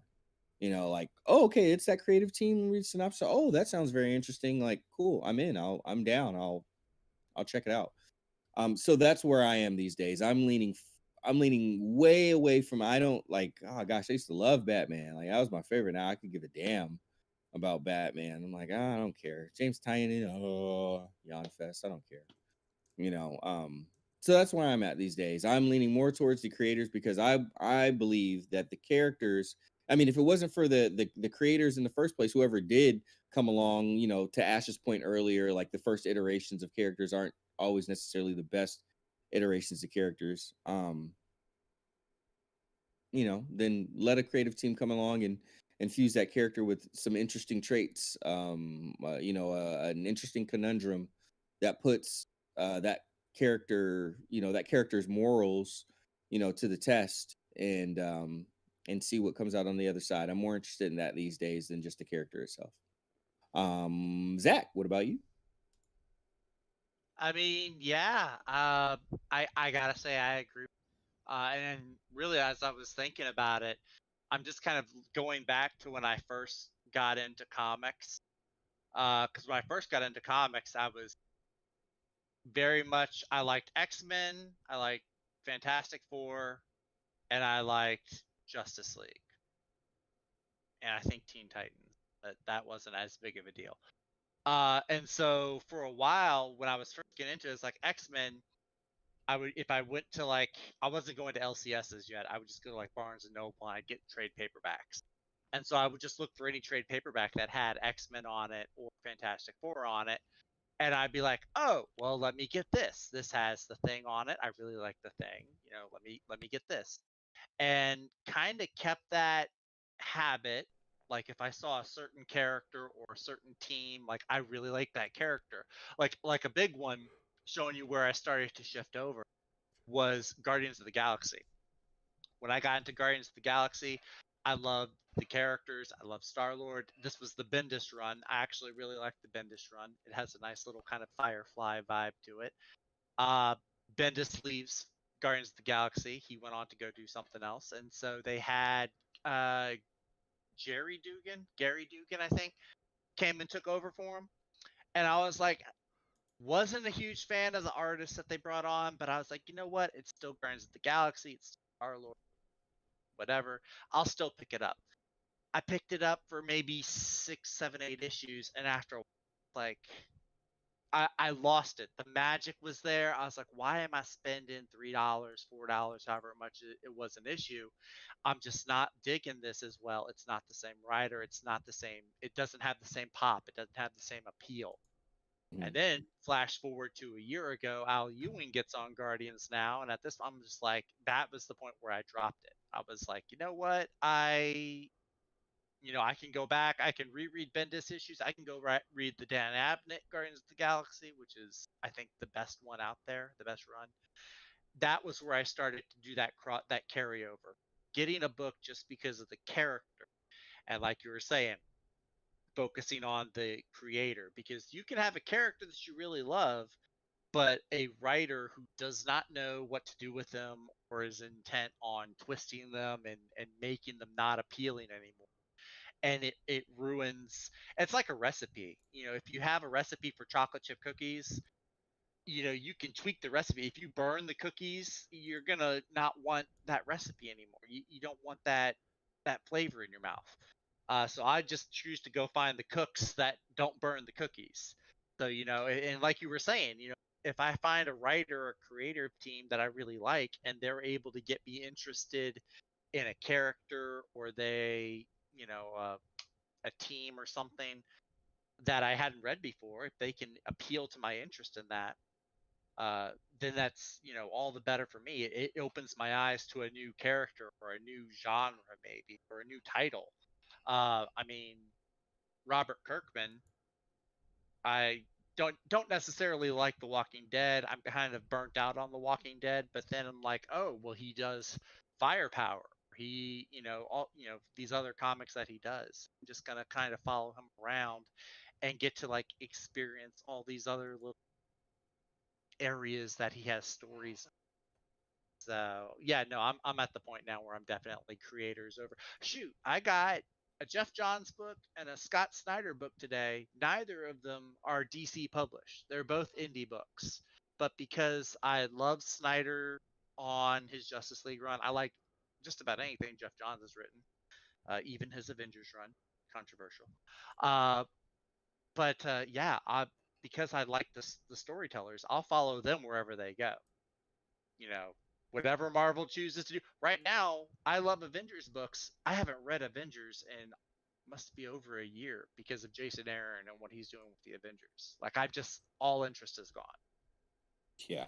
So yeah, so I'm with you, Skip. I say I follow the creators, the characters now. It opens up your faculties, maybe, I guess, to all kinds of new characters that maybe you wouldn't have explored otherwise. And it fill your brain with the good stories. Keep the bad ones away. That's where I'm at on that. I agree. This is a tough question. I've been sitting here thinking about it and listening to your guys' answers. And once upon a time, it used to be the characters. And I think the only reason that was the case, though, was because once upon a time, I had that luxury. When I was just a Marvel fanboy back in the 80s, X-Men was my favorite series. And, Claremont, I think, in hindsight, I can say was the best ongoing creator out there at the time. And he turned that book into something special. And I think that's why I liked X-Men was, because of the creator. But if Claremont had left the book, and he eventually did, I wasn't going to leave X-Men because of it, because even a lesser creator would still deliver a solid product. And at the time, there was only a few writers that even really caught my attention. Claremont kind of did, but he was only an X-Men writer, so it wasn't like I'd followed him places. Like, he wrote X-Men for 17 years. But like Frank Miller was a writer that caught my eye, and he did projects, and then he would come on, do something different and something. So I would follow him around. Walt Simonson would do things. He would do multiple projects, so I followed him around somewhat. But for the most part, the talent in the business was all to a certain standard level that you could afford to just be like, oh, there's a new Punisher book coming out. I like Punisher. I don't need to know who's doing it because everyone that's in Marvel's bullpen is qualified. They didn't have a bunch of jokers that just made me want to stab my eyes out when I read their comics. Some were better than others, for sure. There were times I would read books and I'd be bored and eventually like, I'm just not going to buy this book anymore. But it was never like frustrated, pissed off, like what the, like the new Captain America book that we're not going to have time to go into. But you guys have seen other channels have been covering it, the Red Skull issue, and they're trying to make Red Skull into Jordan Peterson. And I'm just like, this is stupid. It's so asinine, retarded, beyond the pale, lame. You didn't used to have that problem. The worst you would have was like, this guy's not the most exciting writer. And that was a good problem to have. But fast forward to today, unfortunately, we don't have that luxury. You can get writers on a project that you just hate, that you wouldn't read their books if someone paid you to read them. And so it's really kind of forced me to be the opposite. It's forced me to be more like Skip has talked about and just let go of these characters. I've said it many, many times. X-Men is my favorite franchise in comics. I don't buy it. I didn't think I was ever going to buy it until House of X, Powers of X, which I dearly loved. And then I thought I was going to love X-Men, and it didn't do it for me. And here I am back on the situation that I'm at. And so now I'm very much a person who follows creators. But when I got on Justice League, it was because I'm a Scott Snyder fan. And I wasn't a Justice League guy. And I was like, I'm going to try this book out. I know a lot of people love Justice League, and I like Scott Snyder. I'm going to try it. And I tried it, and I liked it. So I stayed on it. I stayed on it through 49 issues that Scott Snyder did. And when he left, they put Robert Venditti on it. I was like, cool. I'm liking Justice League. All that mattered was you're putting someone good on. And then Robert Venditti left. And they had a fill-in guy, but I knew he was just a fill-in, and I didn't know it was going to be, so I kept buying it. And then I didn't stop, and then finally they announced, Bendis is taking over for real. And I was like, cancel. And I was mad. Because for a moment there, I was reliving that old time where I was like, you know what, as long as you put on a competent guy, it may not be as great as it once was, but I'm liking these characters. I care about the book. I'll continue to get it. Just put on a competent guy. It doesn't have to be your all-star, MVP. But don't put on garbage. Don't turn it into crap. And so it just reminded me that I need to think more like Skip. And that makes me kind of sad. And I think it's just a sign of the times. And so I do. I follow creators. And I had no idea about Noctera. I mean, I had an idea, but I had no idea what it was going to be about or if I would even care about the book. But I was like, here's a creator I like. I guess I'll buy his first issue, see what it's like. And I liked it, so I'm going to continue to buy it. Jeff Johns is another guy. I've never read an independent book from Jeff Johns. He's the DC guy to me. But he's doing an independent book, Geiger. I'm going to pick up the first issue and try it out because that's where we're at now. It's all about good creators.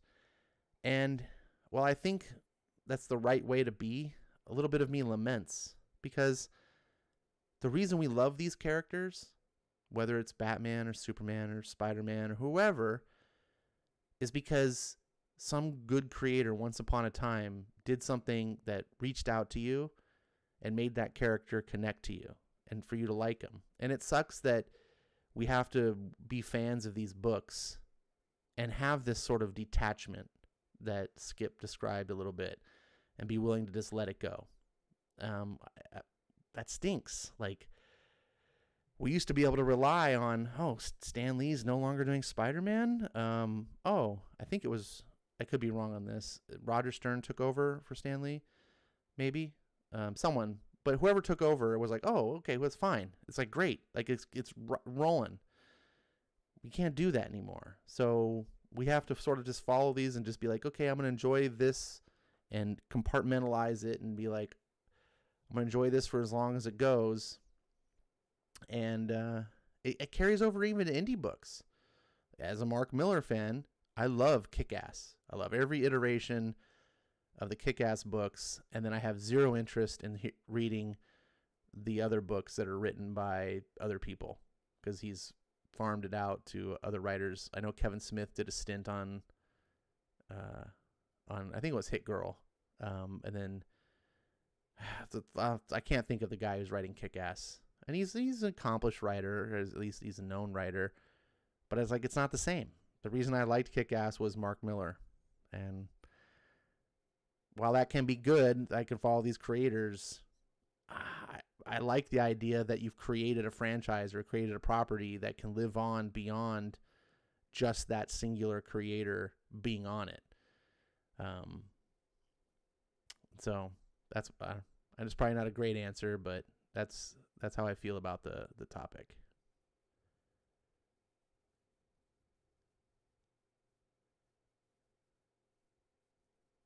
Hello, Bueller.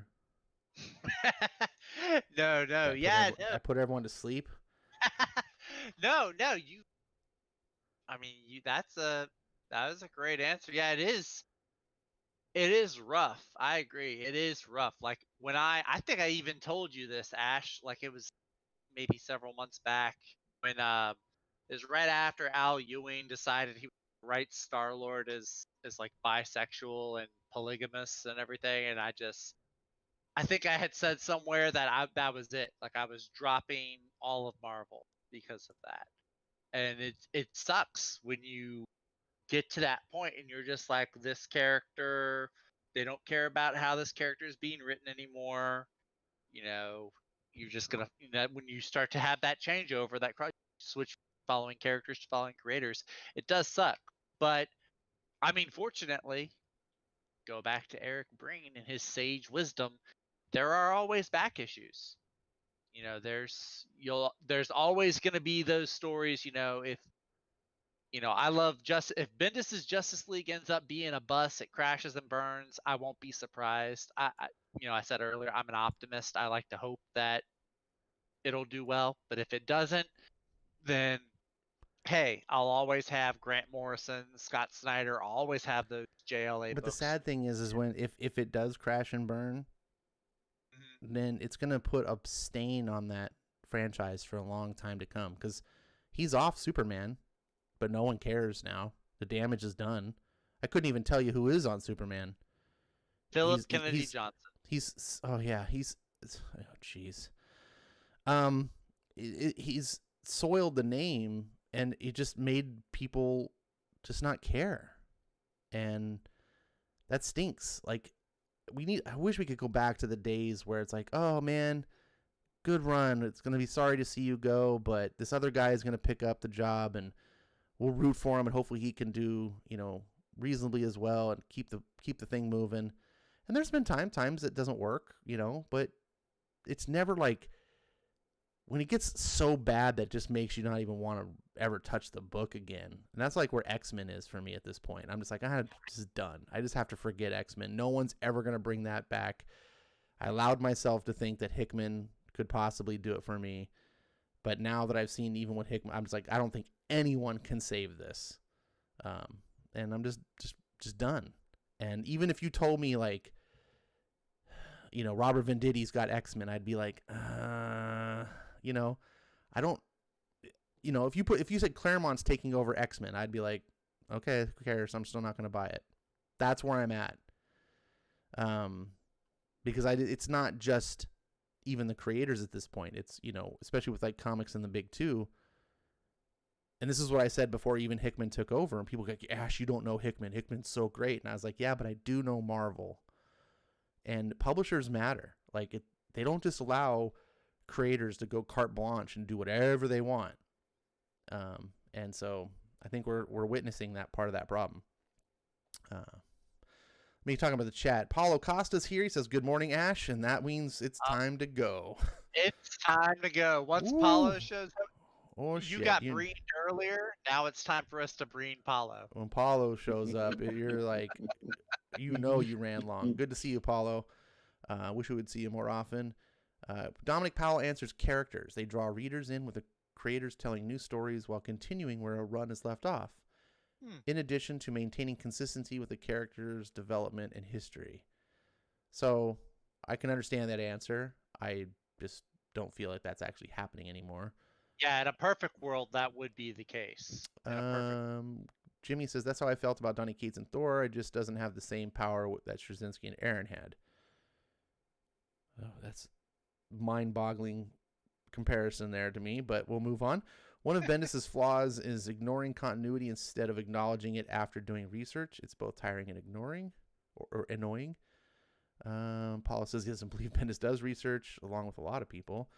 Yeah, that was something I heard a lot of when I would talk to people about his Guardians run, because that was the first run of Guardians of the Galaxy I'd ever read, and people were like, "Oh, he's not following continuity from the Abnett landing days." I'm like, yeah. So, and that's not just Bendis. There's a lot of modern writers that do that, and it can be infuriating if you're following, and that's why I've adopted a policy. This is what happened when Donny Cates's Guardians of the Galaxy run ended, and they're like, "Oh, we're rebooting with Al Ewing." And I was like, "Good luck, see ya, I'm out." Yeah, because I don't want you to. It's bad enough that I had to lose the writer that I liked. It's worse that you now have to kind of erase what that happened. You need to reboot and go new direction. Right. That's not what people want. The person who bought Guardians of the Galaxy number 12 wants a Guardians of the Galaxy number 13, not for you to change it all up. Heard. Gigamox says, creators. Characters are a template and a tool. My first impression of Batman was the 60s show, and the comics seemed to be just as campy to me. Frank Miller made Batman relevant to me, for instance. Good example. Paula Costa says, the last Justice League I liked was James Robinson's. All right. Let's see. Zach, oh, you're already here. You like a lot of Justice League runs?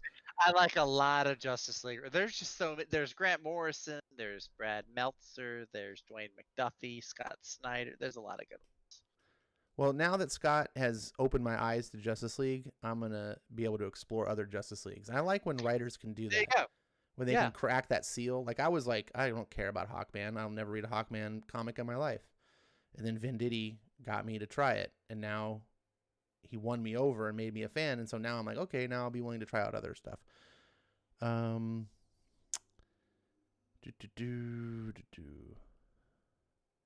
Paul says, this is time zones, man. They don't let me catch most live streams as they happen. Yeah, I've heard it all before. No, I just appreciate you catching us as much as you can. Gigamock, I accept the New Frontier as a proper sequel to Golden Age. It's a shame Robinson and Paul Smith never worked again because they promised that they were working on a sequel, and it never happened. That's sad. Speaking of James Robinson's Golden Age, Gigamock gifted me a copy of Golden Age, and it is on the top of my to-do list, and I have been putting it off, so I just want to say this here publicly, make a public commitment, because that's one of the ways to help keep your commitments, is I'm going to be getting to that ASAP. We're going to wrap this up, guys. What are some things, as we wrap up, that you're going to be getting to or looking forward to getting to very near future? Skip? Well. All back to the Skipmeister, huh? Let's see, looking over at my piled comics over there. I am very much interested in continuing to finish my American Flag singles, and definitely I want to jump into this Challenges of the Unknown by Chaykin. So I got a lot of Chaykin in my comic future.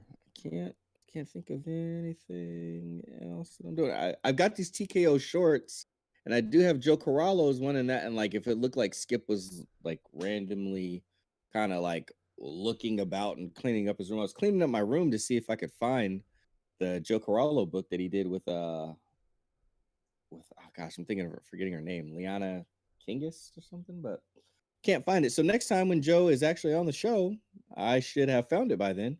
I'll be talking to him about maybe I could actually talk to him about it live, because I read it, but now I can't find it to show it off. So I would say those.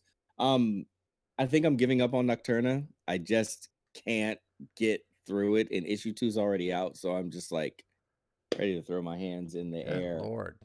I'll tell you what's at the bottom of my stack because I do want to get to it, but it is at the very bottom. I know we always talk about what's at the top. We don't talk about what's at the bottom. The bottom of my stack is to finish the Dreadstar run by Jim Starlin that I have gotten, because I got that thing piled up and I didn't even like it's taped together. I didn't even break it out and like put it in like all the bags and boards because I bought 2 big things of bags and boards. I didn't even do that yet. I'm gonna leave it dirty and stinky until I'm ready to get dirty and stinky and dive in.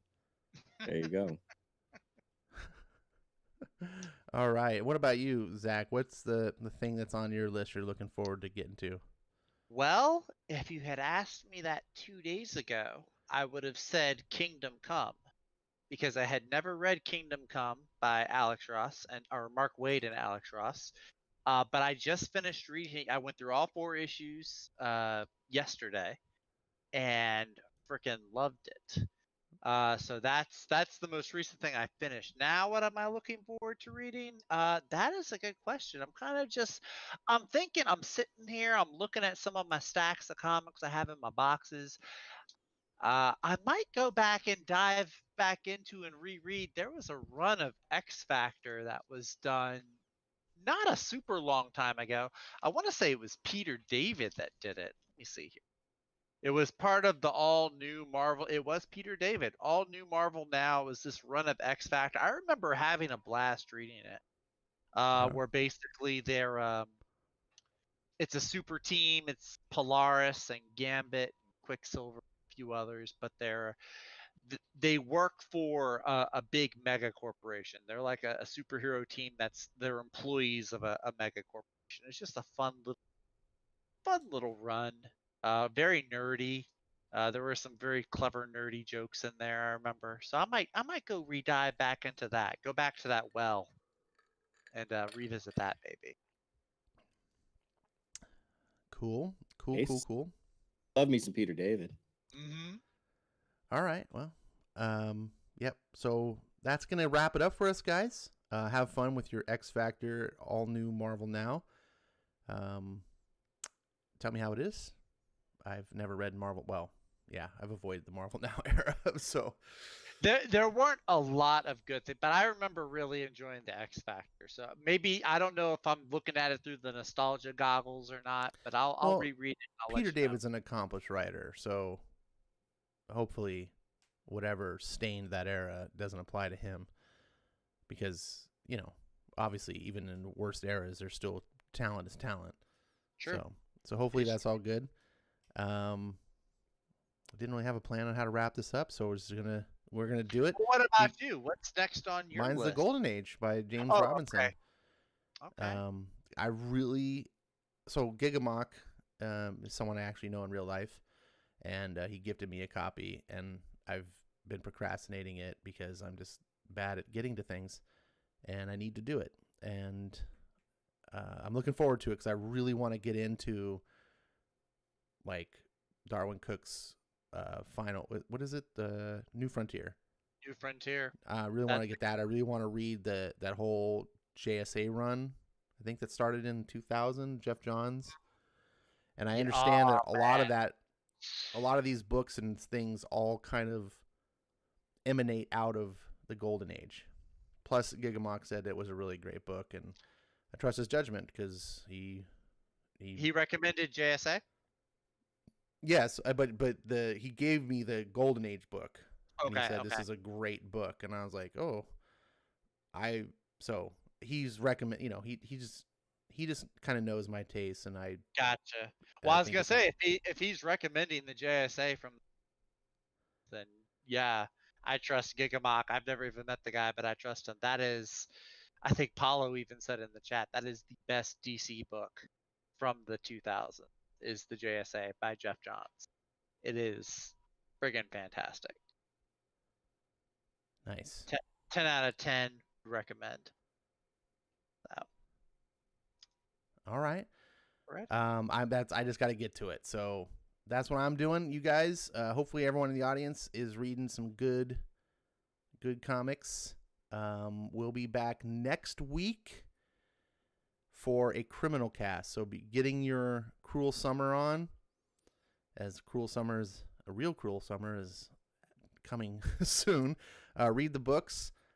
Come join us for the fun and geeking out about one of the best writers in comic industry today. That will be next Wednesday, Cruel Summer. And with that, I'm out. Any final words from you guys? Be Comic- forgiven. Go ahead, Skip. No, take it away, man. Take it away. Comic show.